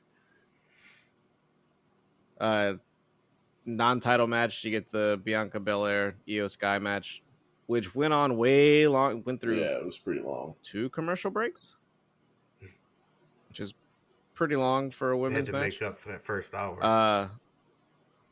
Yeah, because those commercials were coming hard and fast after that. Wouldn't expect anything less on Raw.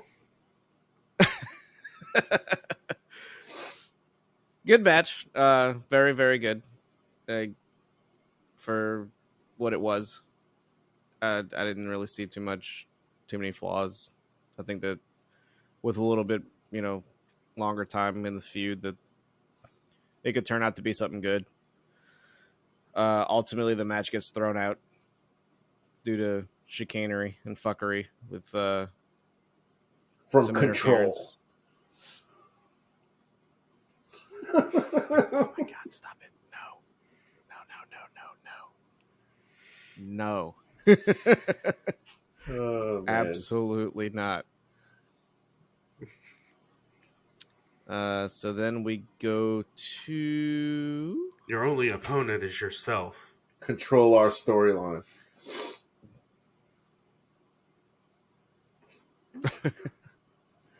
Costs. We got Ciampa versus AJ Styles right after that for the see who the number 1 contender is. It was pretty good. I mean, it's Ciampa and AJ Styles. What are you gonna say? Ciampa actually have a match like he should have had a match for a long time now. Right. This one also has not a match that's going to have buried by the end of it. AJ wasn't held back. These two guys had a great match. It wasn't like Ciampa was just fucking Miz's attack dog and had to, take a bullet for him in the ring. It was... No, it was the other way around. Miz took all the... Miz was the interference, so it was the other way around. The finish of the match was pretty cool. I thought AJ was gonna lose by count out, but they actually worked it out to where Ciampa would actually make a pinfall on it. He gets thrown. I think him and Miz were brawling a little bit on the outside, and Miz gets thrown over the guardrail, and AJ gets thrown over the guardrail. And as he's coming back, trying to get back in the ring before the 10 count, Miz holds onto his leg for a little while, so he can't get back over the rail. And he beats the count and gets back in at a 9 count. And as soon as he rolls into the ring, he eats a knee from Ciampa and takes the pin. Nice. So Ciampa wins. Triple H stamp of approval. Yeah, cool. Man. Yeah. Big changes. Yeah, that's cool. So it's got me excited. Ciampa's going to get his little run. Sorry, bug. It's all right. Right, you gave me shit one time for this ain't a spider, bro. It's a big ass roach. No good. Not anymore. We're good. Oh man, bro, this dude came out the corner, bro, and I was like watching it, and I was like, "What the fuck is that?" And I was like, "He's coming right fucking for me." I hate you, Roach. It was like fucking Kingston. I hate you. Fucking burn. It was like Kingston coming at me, dude. Yeah. What are you doing in my garage? Rodney shoots on make my wife cockroach. cry. Fucking brutal. She's crying, Roach. You think She's I'm going to stand here and look at this stupid monitor? No, I'm not going to stand here and look at this stupid monitor. This fucking roach came flying at me. What am I going to do? Anyway, okay. I think we're good. Oh, man.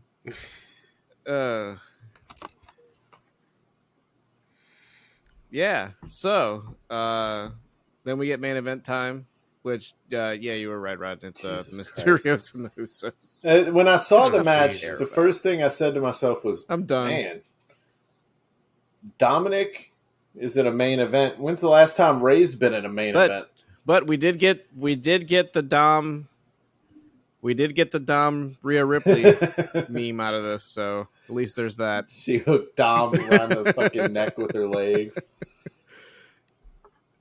Fucking crazy. Dom out there doing what everybody wishes they could do. Yeah, so standard match. Usos win, of course. They're not losing those belts anytime soon. Fun. But that was like what I feel was the first true post Vince Raw, and it was damn good. Cool. Yep, it was pretty good. It was the best Raw they've had in a while. Look at us. This positivity with WWE. Power of positivity, yo. You know, if you just stick around long enough, after all this good shit that we've been saying about WWE, now we have to follow up that with AEW.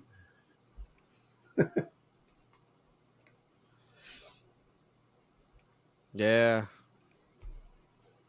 I mean, no, it hasn't been. But I'm just saying, like, we're so used to hyping AEW up so much that, like, all of a sudden we're hyping up WWE. I know. I feel like this is going to be like a quick Cliff Notes version of AEW this go around. Yeah, probably so. I mean, honestly, like, I didn't even this week I managed to watch the entire show in pieces, but I managed to catch most of it. But like the week before last, I didn't even watch the Thunder Rosa match or the Danielson Garcia match.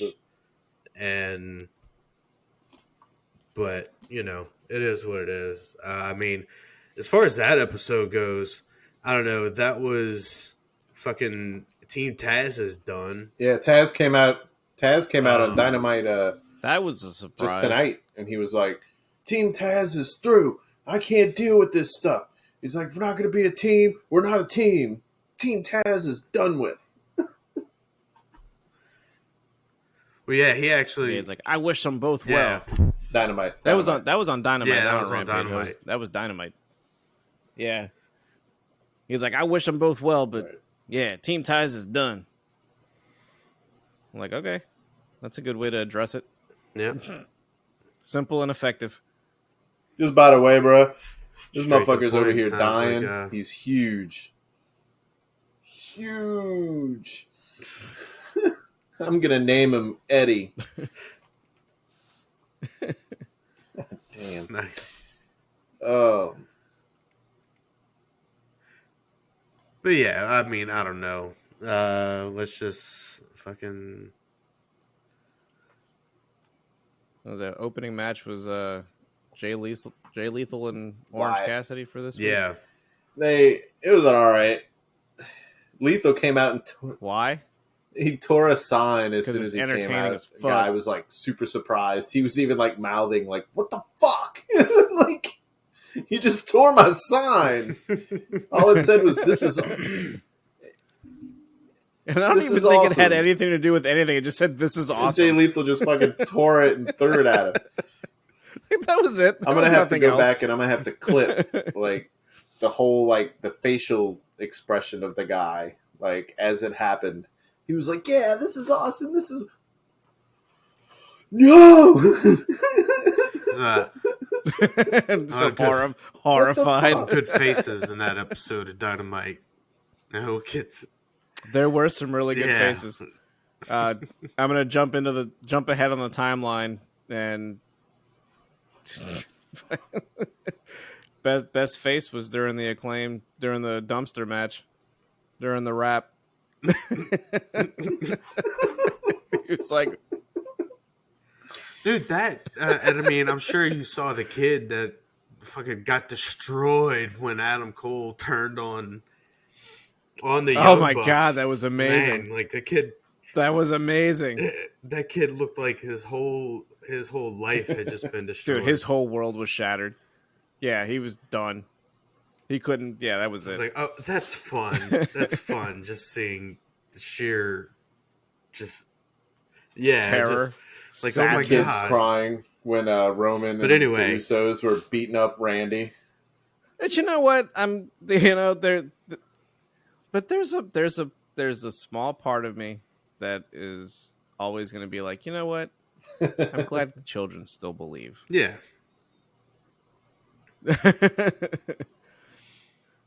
It's like Santa Claus. I'm glad they still believe. Oh yeah.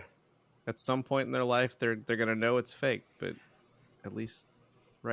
I mean, you were there when we went to Dynamite over here. Kid got behind me, got so excited that he fucking headbutted me. It was like, yeah, like holy shit! It was like, what the? Am I just got thrown into a match at some point? Like Jesus Christ! Fucking getting color, just fucking start bleeding. Did I cut myself? Moxley was like 20 feet from us. All of a sudden, started bleeding. But yeah, OC fucking Jay Lethal. Honestly, I thought Orange Cassidy was gonna win, but I liked the little spot like fucking Jay Lethal was crawling up the ramp and he was doing the kicks up the ramp.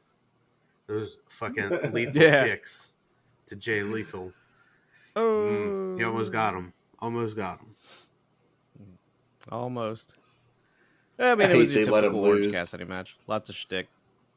Lots of athleticism. Super. Yeah, I mean, it's always super entertaining, and it doesn't really get old. But it's what to expect at this point with Orange Cassidy's involved. Yeah, and I mean, I felt like he was, and his matches can go either way. Some kind of push, like a little bit of push, like and then he lost this match, which, granted, I mean, he was sounding like he got hurt. So, I mean, whatever. That's the story of the match. He got hurt and Lethal. Oh, they're fucking best friends coming out on each other's shoulders in a fucking hat and trench coat. I don't know what you mean. Trent just got taller. That's it. That's all. And then forgot who it was that fucked up on commentary, and they're talking about his head came out of his head. I'm like, oh, y'all should have said that. We weren't supposed to say that. God, it's been dumb, but like there's, they've had a bunch of good comedy spots the past few weeks.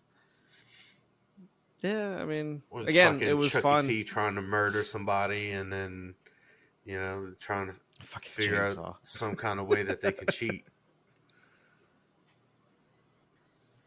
Oh man, but yeah, so it was good. Jay Lethal wins. Kind of don't know where he's going. Not at all. Oh, I mean, he's got a match against Wardlow on Saturday at Battle of the Belts. Oh, that's right. That's right. Which I'm sure he'll lose. Orange is orange. There's only so far he's gonna go. I mean, he can. Yeah, he gets the TV time. He sells the merch. I'm not gonna. I think they'll. Yeah, he's gonna. I'm just saying he doesn't necessarily have to. He doesn't need a belt. He doesn't necessarily have to have a storyline. No, he doesn't necessarily need a belt at all. I think eventually he will. No, but I don't think that's where his best work is going to come. Yeah, but yeah, right.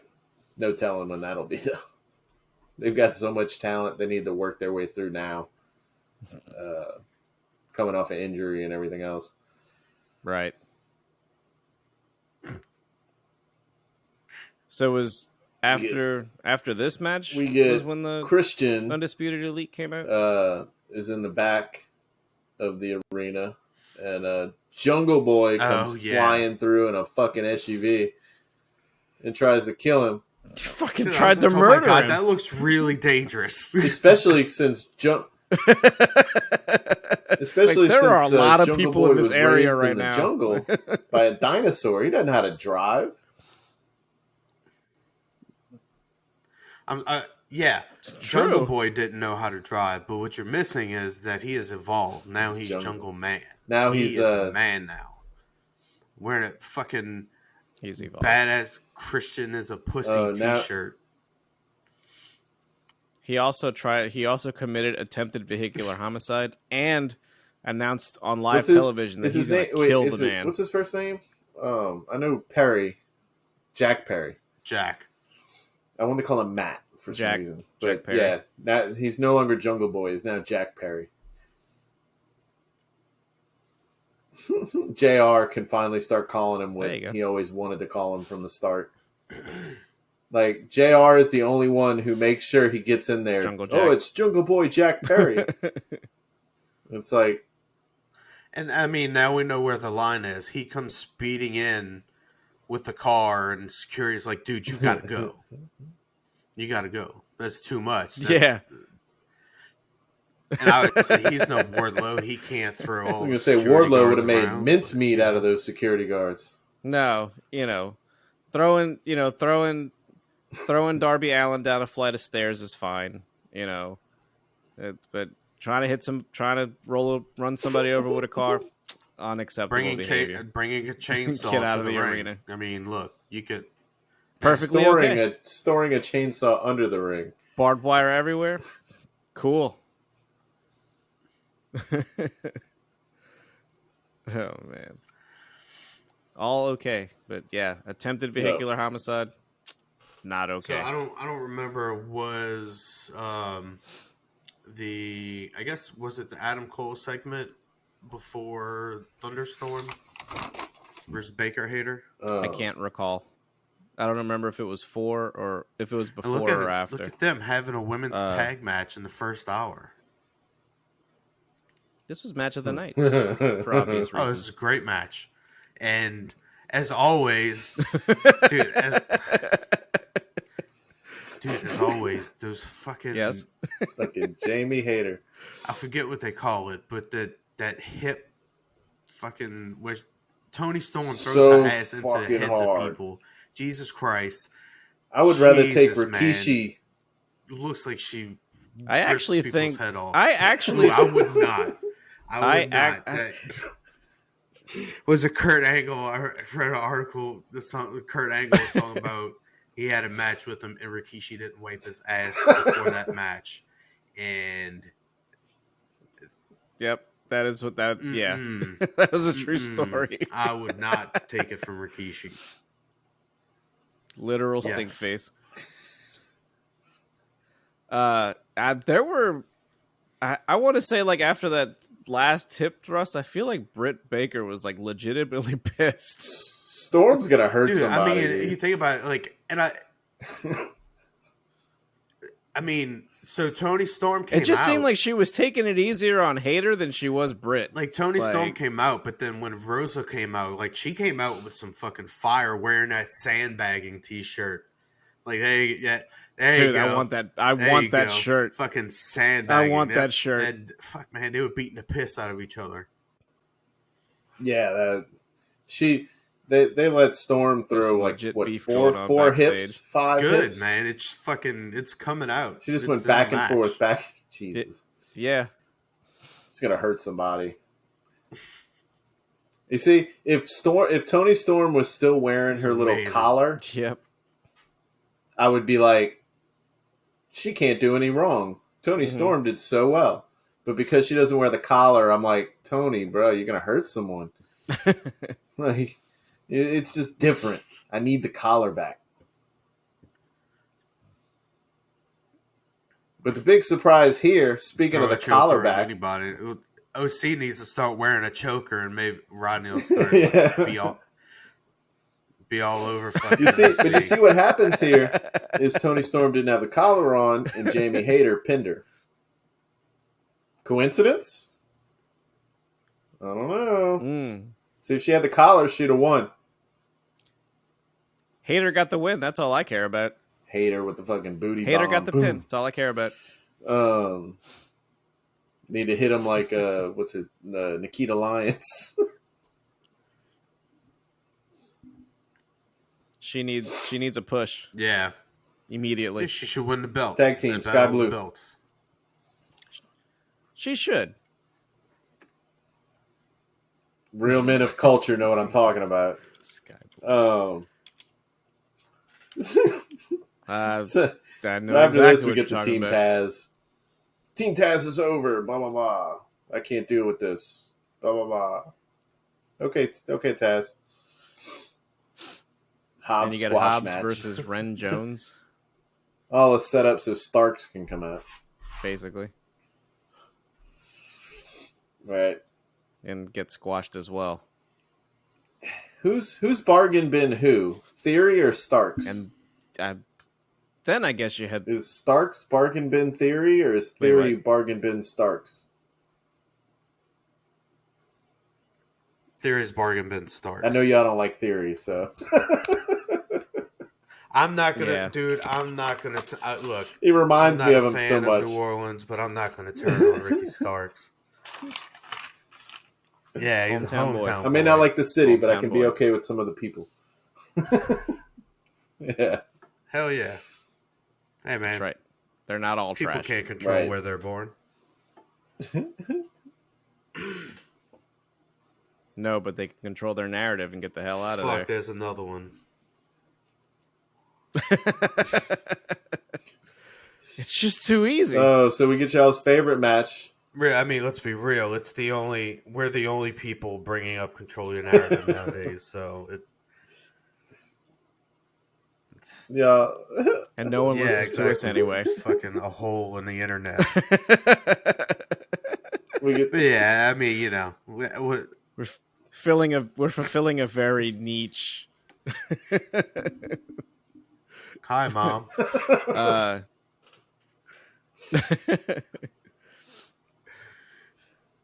So, I guess at some point before we go any further with matches, we have to talk about the Undisputed Elite. Yeah. Which, I don't care how many times commentary says we didn't see this coming. I saw it coming a mile fucking away. Yeah. Yeah. They've only been fucking teasing it for how long now? Like, Jesus Christ. Like, no one should have been surprised, including that kid. Man, leave the kid alone. He don't know anything. He's innocent. It's not a suspension of belief for him. It's just, oh my God, I'm seeing what I'm believing.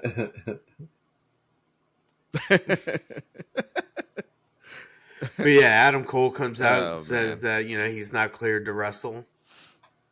But that it just they turn on the fucking Young Bucks and they take him out. It was such a dick move. He's like, I'm not cleared to wrestle, so I'm sorry, but you guys aren't allowed to participate in the tournament. Yeah. Like, damn. That was harsh. Jesus. But yeah, they turn on the Bucks, beat the shit out of them, and then fucking old Hangman runs down to make the save with a lead pipe in his hand. Another guy they don't know what to do with. right now. Besides beef, he's got his they were beef with saving Cole, him for this. He's been floating around with the Dark Order until trios came about, which they were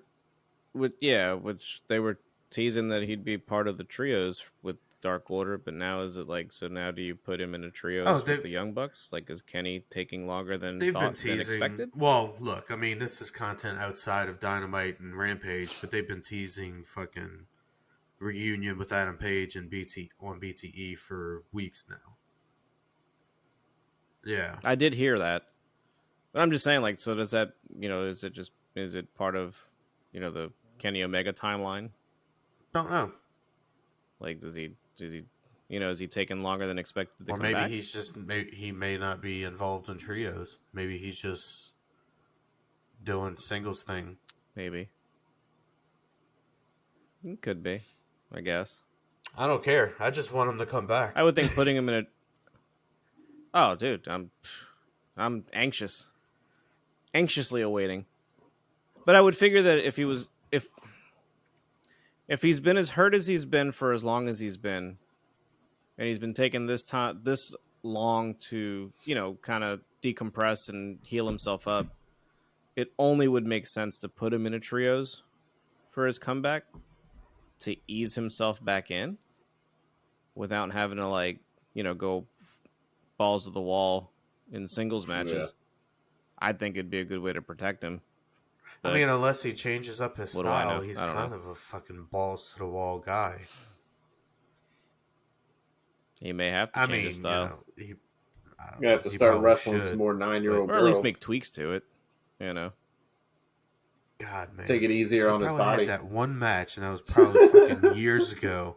Then he has Cornette likes to bring up that he wrestled the sex doll too. Yeah. Just drop it, man. Like, fucking stop holding a grudge. Jesus Christ. Man. It fucking makes him money. I was gonna say every week we gotta plug CYN. We gotta plug Cornette. And what's the other one? We got another one we plug every week. Gotta get it in. It'll come, yeah. Oh, I'm sure it'll come. Yeah, I think we or did. It may have already happened and we don't remember. I don't know. But yeah, Dynamite, we get y'all's favorite next. So Hardy. The Undisputed Delete's over with. Yeah. You get a quick Moxley promo telling him doesn't care about whether Jericho or Yuta wins. At the end of the day, the Blackpool Combat Club's going to make the Twitch. Heart Dungeon I'm going to look sit like here daycare. and Twitch like the whole fucking video. Oh, yeah. But, so I was like, ooh, man, that's pretty hardcore. Make the Heart Dungeon look like daycare? That's impressive. Step 1, bleed. Step 2, Step 3, fucking bleed some more. That's all. Make Rub the other guy bleed. Blood on. Step 4, every match is a death match. So then I think after that they had Hobbs versus Ren Jones, which was a fucking squash match. Hobbs killed the dude. Yes, he murdered the guy on live Starks television. Came out and got his ass beat for his troubles. And that's it. Nothing more to say. Moving on. And we get our match that we've all played on WWF No Mercy back in the 90s. Matt Hardy versus Christian Cage. Did not want this today. Dude, that was the best. That was the best sign. It just was. Couldn't have been any more fitting. I was like, you know what? You're right. I did play that match. I don't know what to say about it. Cage. It was what it was. This is off topic, but Matt gets harder and harder. I think they at some point during the show they had they were talking about Pac and defending the title, and mentioned that. Oh yeah, mentioned that he was annoyed that Kip Sabian kept following him in the crowds. So I guess maybe they're setting up a feud with him and Pac. Kip Sabian's been traveling the world with the box on his head. They showed the video of him like standing face to face with Kip Sabian with the bag over his head or whatever. Faust looking ass.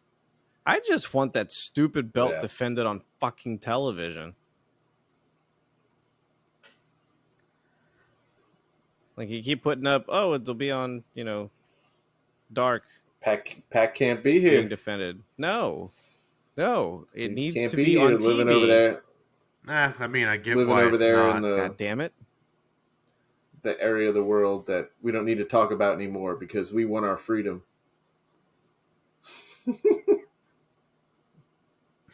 That's right. On the other side of the Atlantic. Yep. Oh yeah, we have Matt Hardy versus Christian Cage. Yeah. And Cage won. End of. You're right. That's all. Cage won. He about to beat the hell out of Matt Hardy with a couple chairs, and Luchasaurus comes out to distract them. Little Jungle Man comes out with his Christian is a Pussy t-shirt, which, plain but effective. I like it. And then Christian just runs out through the crowd. Says, to hell with this. I'm out. Yep. Peace out, yo. I don't need to take this abuse. And Then you get your next match of the night. We got 2 promos in between here. Again, I think we're just gonna. Yeah, I got a couple of promos that I want to talk about. I don't know where they fit in. First one is the Sami Zayn video that's interrupted by Eddie Kingston, and now look, I'm a fan of Eddie Kingston. I love every promo that everything that he does because he's just fucking amazing at it. Sammy Guevara is not a feud that I want to see with Eddie Kingston, like fucking for real. But then again, because we don't need Sammy Guevara on our fucking TV. No. Anywhere. No. But it was a good promo. I mean, again, it was a hilarious promo. I'm not going to stand here and look at this monitor like that. No. But, dude, I think my favorite promo of the night was with Daddy Magic, Anna JAS, Daddy Magic, and Cool Hand Ange. Daddy Magic, because. Dude, that wasn't even my favorite part. My favorite part. You know what makes Daddy Magic's nipples hard? Nipples hard.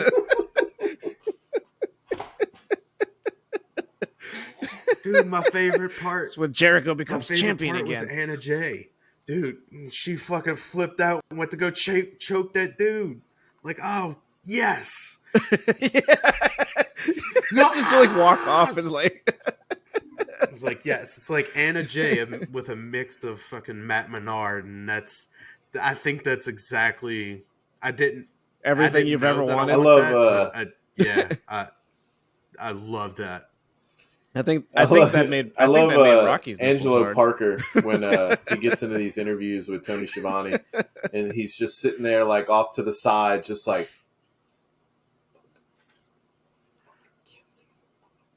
like he's like you see a motherfucker like in his lip like every now and then, but he's not saying nothing. He's just like, and he's got that like. That switchblade comb that fucking I'd bought at the Scholastic book You know what fair. happens, Tony? He's like all threatening with. He's gonna shank somebody. Great. Good shit, man. So, that was. You're right. We get this. What was this? 3 segments before the next match, then? Oh, because right before that we had Ethan Page became a baddie. Stokely Hathaway came out and recruited him and just walked off with him. So next week we may be seeing Ethan Page come out in like a little like night dress. He'll be in the baddie section. Oh. And I guess America Top Team is So that'll be cute. done. Yeah, No more. it's fine with me. I like Done that for now. Stokely's Yeah, I'm okay with expanding outside of just the baddies.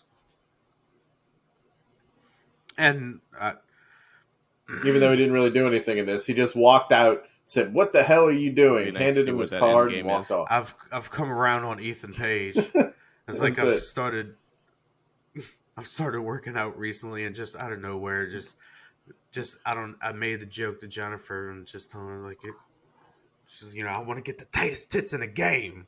From fucking when Ethan Page said that, and of course she doesn't watch AEW. She had no frame of reference of that, but I enjoyed it. I thought it was funny. And it's like She has no idea what the reference is. Yeah. But I like Ethan Page. He's come around on me.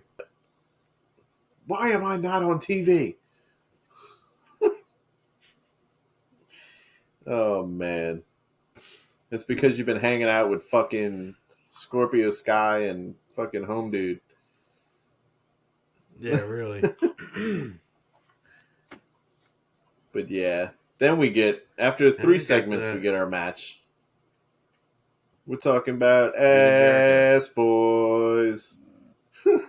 Oh, yeah, I forgot about Yep. Yeah, well, there was none of The that. It dumpster was like match. Gun Club came out and and freaking Caster and why can't I think of his name right this minute? Anthony Bowen. Bowens, thank you. Come out, no music, beat the shit out of Billy Gunn, and then Bowens proceeds to say "eat shit" and chucks a trash can at Austin. Dude, I was like, love what them. the fuck? They're so good. And then they cut the music and do the rap. And then they ran back up the ramp to do the rap. Yeah. It's just like, eat shit. I'm gonna make you retire like Vince McMahon. That's right. He ain't Instagram. And then fucking Bowens.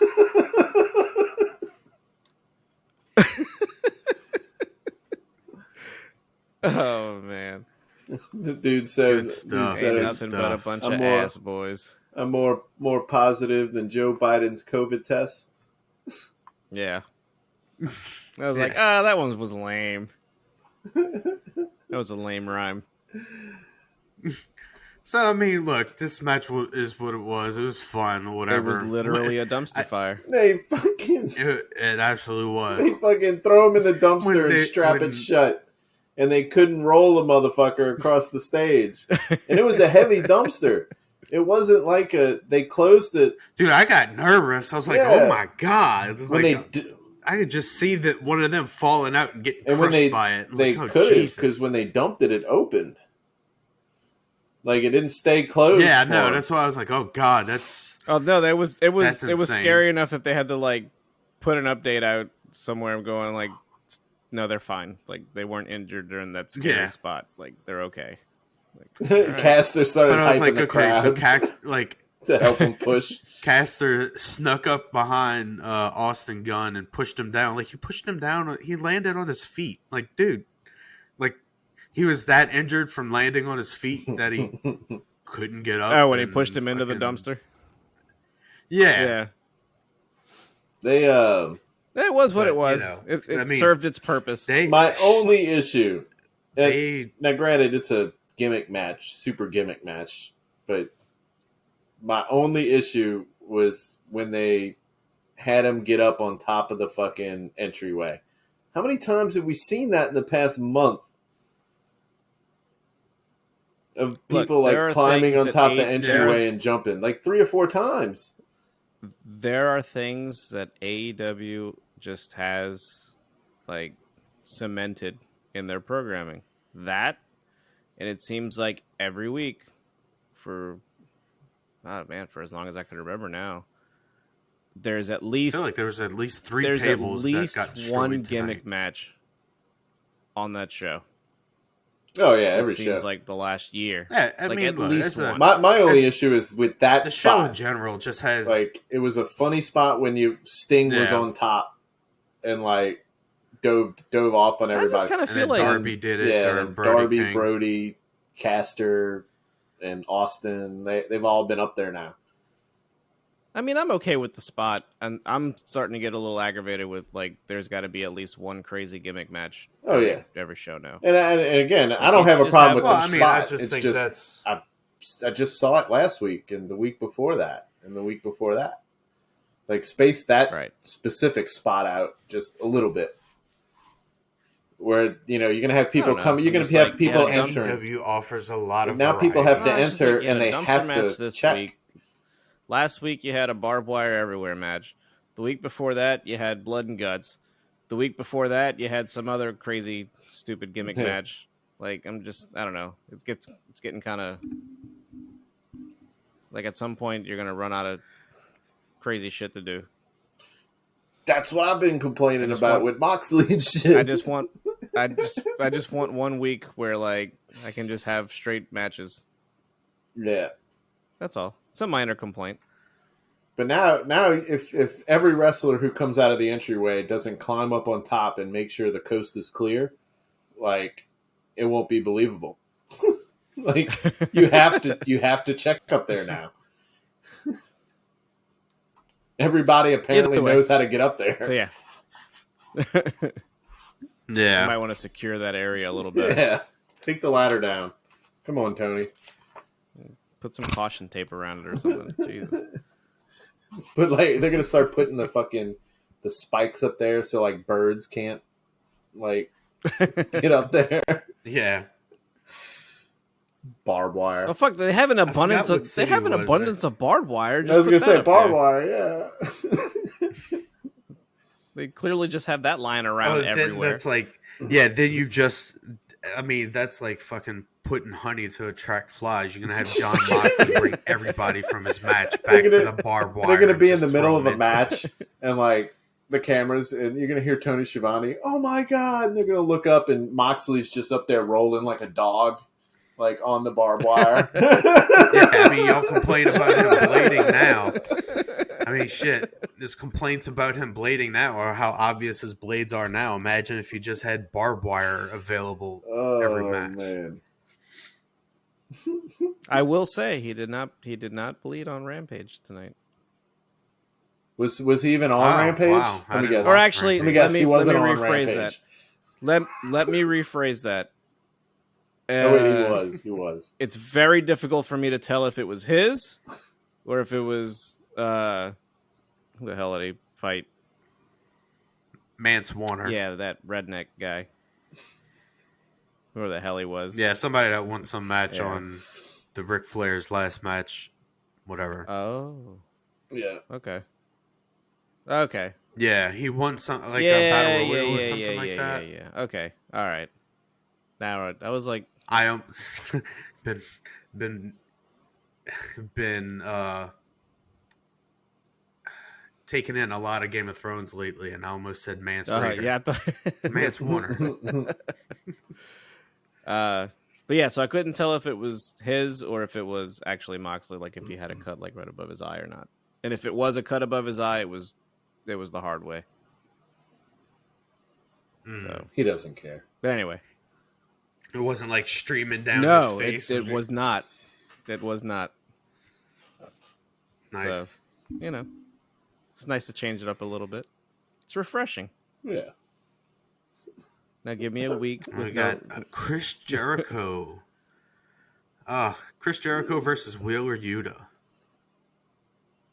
Was there any doubt that Jericho would win this match?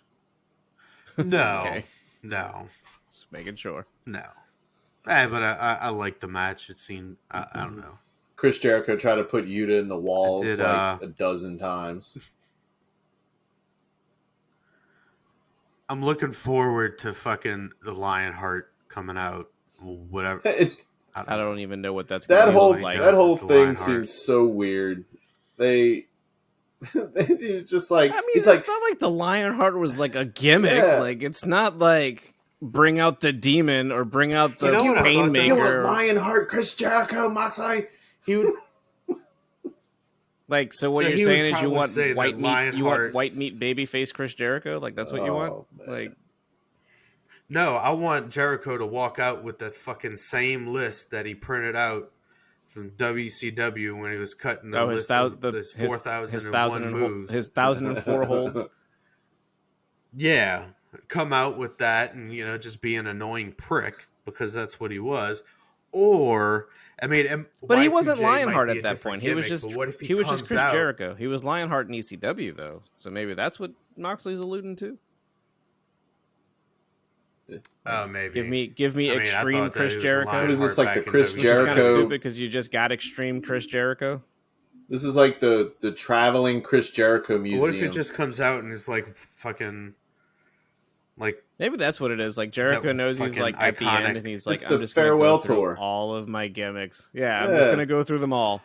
dude, it's the fucking Metal Gear Solid 4 boss fight. He's going through each of the eras of Chris Jericho until That's they're our gonna other plug. Yeah, I There was it just is. about to say that's it. There we it gotta, is. There it is. There it is. We gotta Dude, tie there it in is. There Metal it is. That's Gear. our other one. Fucking Metal Gear Solid. There it is. Chris Jericho. Dude, Chris Jericho has been a babyface this whole fucking time. he Psychologically, fucking, yeah, he just got it. fucking, yep.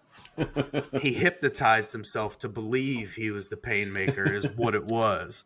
Well, Really, he took he's it too been far because now he fucking thinks he's a wizard. babyface It Lionheart. was all thanks to Damascus. Dude, The nano machines went too far. Ocelot thought that Ocelot made himself believe that he grafted another person's hand. Well, no, he did graft another person's hand onto his body. He made himself believe he was actually that other person coming through the. Right. So that's why he's a wizard. And the whole Lionheart Chris Jericho thing, remember, he also beat Yuta with the Lion Tamer.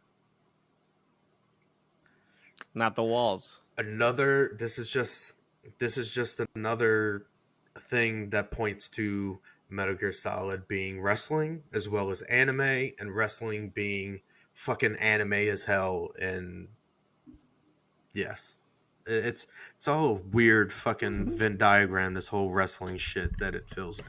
And we forgot one more plug. Balor Bulge. Okay. We're done. It doesn't exist anymore. All the plugs are doesn't exist all anymore. the plugs are done now. All the holes have been plugged. Yeah, I haven't gotten. Sorry, this discussion belongs on Raw, not on Dynamite. He covered the Balor bulge. He wears pants now. Yeah, he does. I haven't seen it in a long time, and I'm starting to itch and twitch Having withdrawals. and sweat. So yeah, it ends with Jericho tapping out Yuta, the Lion Tamer, right? That's Oh, I believe it was the Lion Daddy Tamer. Regal's probably not going to be very happy about that. Yeah.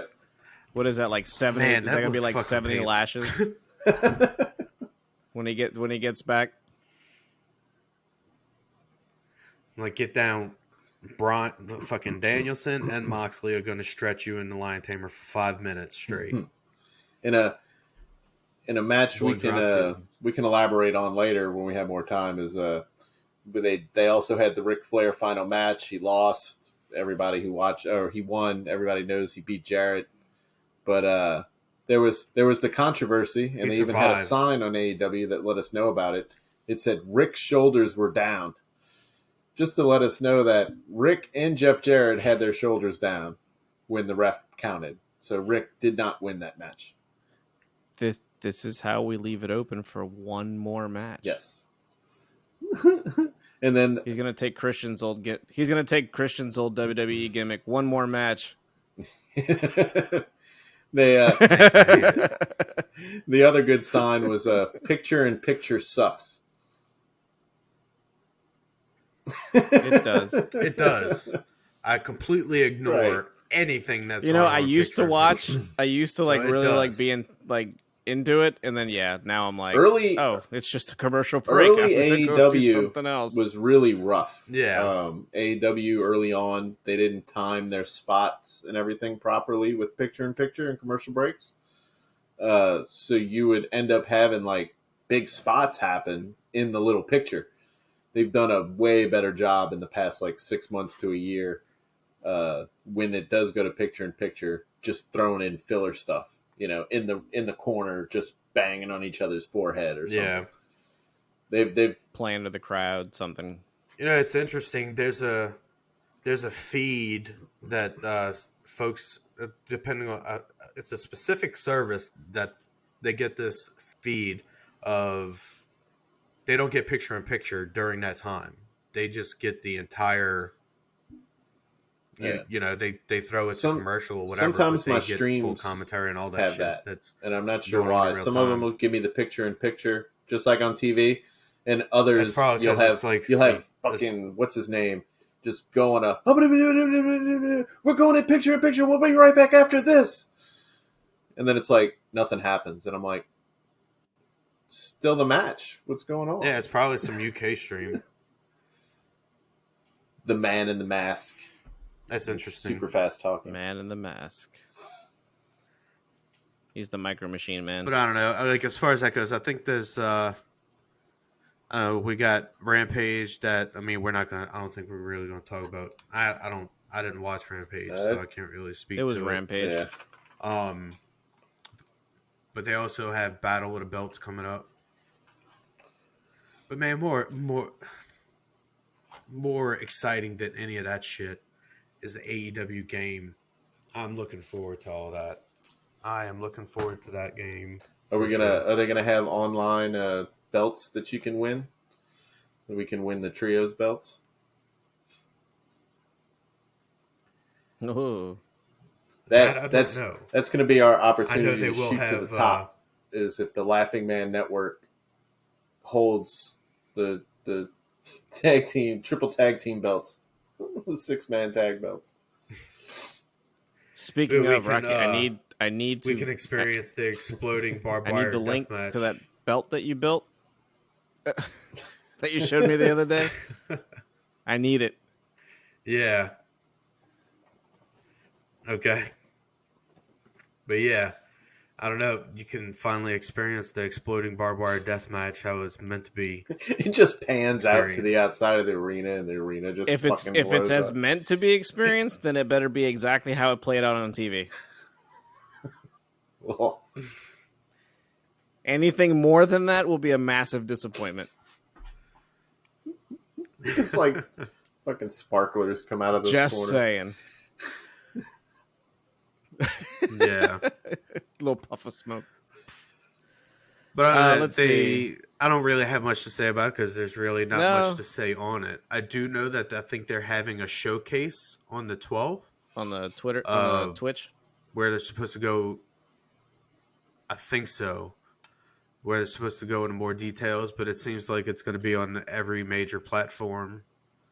PS5, Xbox One, Xbox X, Series X, PC, yes. Switch. Get that Switch. Yes, Nintendo. Yeah. Get that Switch. Switch? I would be careful because it could be like one of those streaming versions that they like to do on the PS5 Switch. is sitting just off screen waiting. I'll never trust another Nintendo game since I bought Call of Duty. There's a possibility that Modern Warfare, World at War. And I tried it out. It was so bad. Yeah, that sounds like a terrible. That was idea. on the Wii. Yeah. So bad. Let's see. So far, I would have suggested you not play that one and play something else.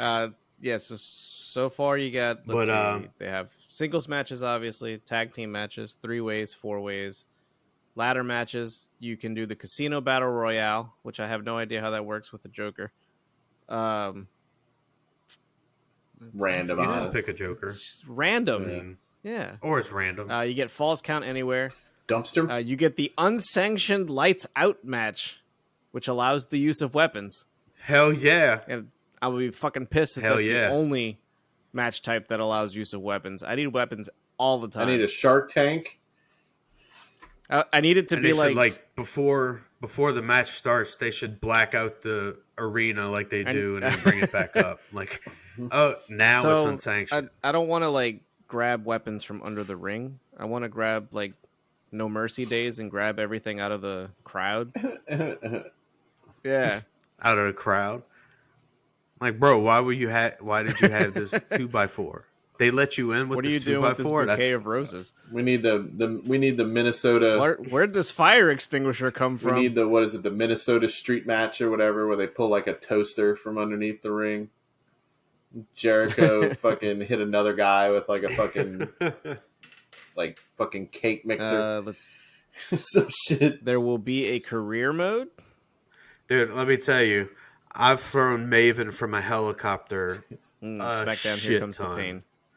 And that is one of the best. One of the better ones. Wes and I used to play that shit all the time, and the one I played the absolute most was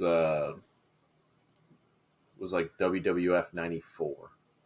Oh, didn't Here Comes Genesis. Pain had the parking lot brawl, didn't it? Where like the cars were like in a circle, and you could like throw them into the cars, and like the horns would go off, or like throw them under the hoods. Yeah. Okay. Cool. I think so. Yeah, I remember that. Yeah. Yeah. I think that was. It might have been the same one. Yeah. I mean, you just go some all kind of match. backstage places. Like, what the hell? Yeah. You have a career mode. I'm curious to see what that's going to be about. Is that going to be like Rodney alluded to earlier, like start out as a scrub? Dominic. I just want to create my own wrestler. Oh, I already know what mine's going to be.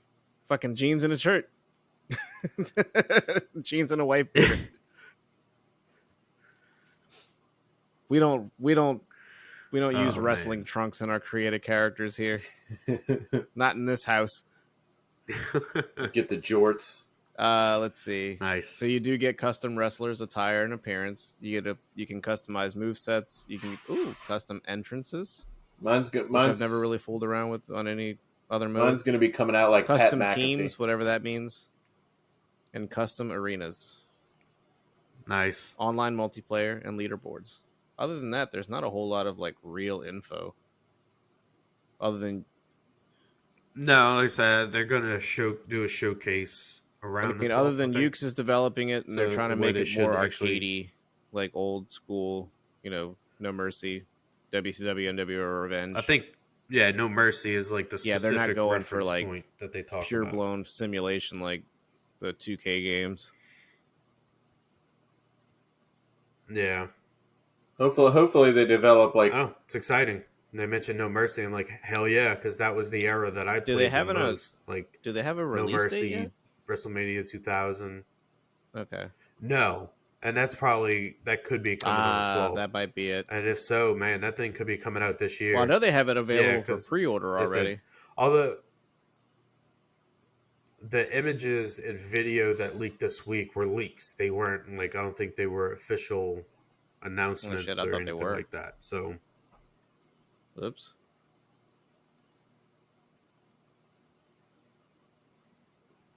I don't know. It's exciting stuff, though. It Arcade looks good. feeling. Developed by Acclaim Wrestling game developer Ukes, AEW Fight Forever is the first video game officially licensed by All Elite Wrestling. The best of the best for the AEW talent roster means players can look forward to playing some of the most legendary wrestlers to enter the ring, plus all new high-flying AEW talent. AEW Fight Forever combines nostalgic arcade wrestler feel with innovative AEW finishers and tandem offensive moves. AEW Fight Forever's deep career mode highlights the fun and personality of an all-elite wrestler's life on the road. Players can create and develop their own wrestler who joins the AEW roster, appears in matches and stories over an event schedule. Points are earned by winning matches and fulfilling certain objectives, which can then be used to enhance their wrestler stats. Okay, so you do start out as a scrub. Yeah. Let's start on Dark Elevation. YouTube star. AEW Fight Forever's wide range of customization options include wrestler attire and appearance, movesets, entrances, teams, and arenas. More match types than you can count: single, tag team, three-way, four-way, ladder, casino battle royale, falls count anywhere, unsanctioned lights out, exploding barbed wire. Death match. Wrestling goes completely next level with tag team matches that feature sequences of team maneuvers performed with simple commands.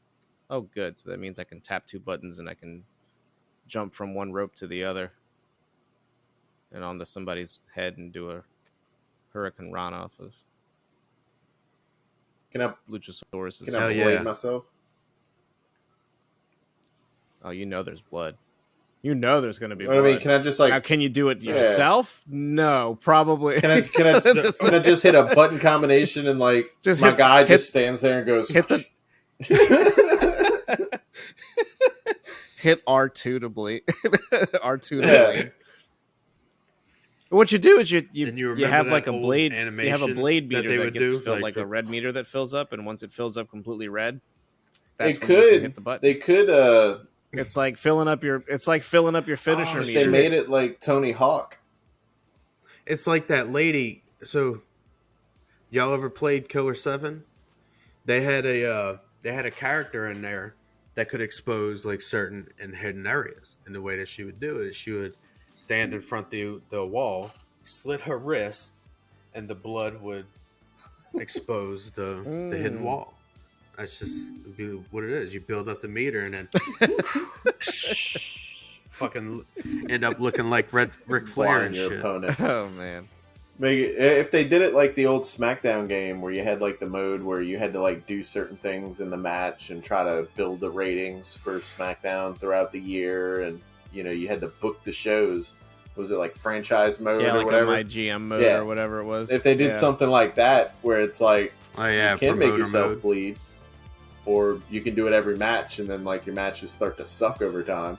Like have it like where you can like choose to bleed at like specific moments that like make it, you know, iconic or whatever. That's what the old SmackDown was.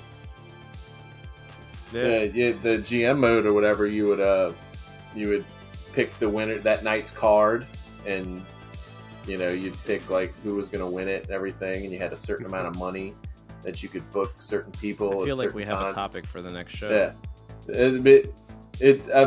I've seen Up Down Down. They had a show they did about it. New Day. They did like a series, and every Thursday they would stream like them carrying on their franchise or whatever. Write that down. Steal that idea. Right. Anyway, anybody have anything else they'd like to discuss regarding AEW, WWE, or anything like that? Nah, I think this has gone long on. Oh yeah, this has gone on long enough. Oh yeah. Well, that's it for this week's episode of the Wrestlecast. If you want to drop us a line or have a question for us, email us at laughingmadgamecast@gmail.com. Put Wrestlecast in the subject. Hit us up on Twitter at laughingmadnet. Thank y'all for listening. See you next time. See you. Peace. Ow, ow, ow, ow.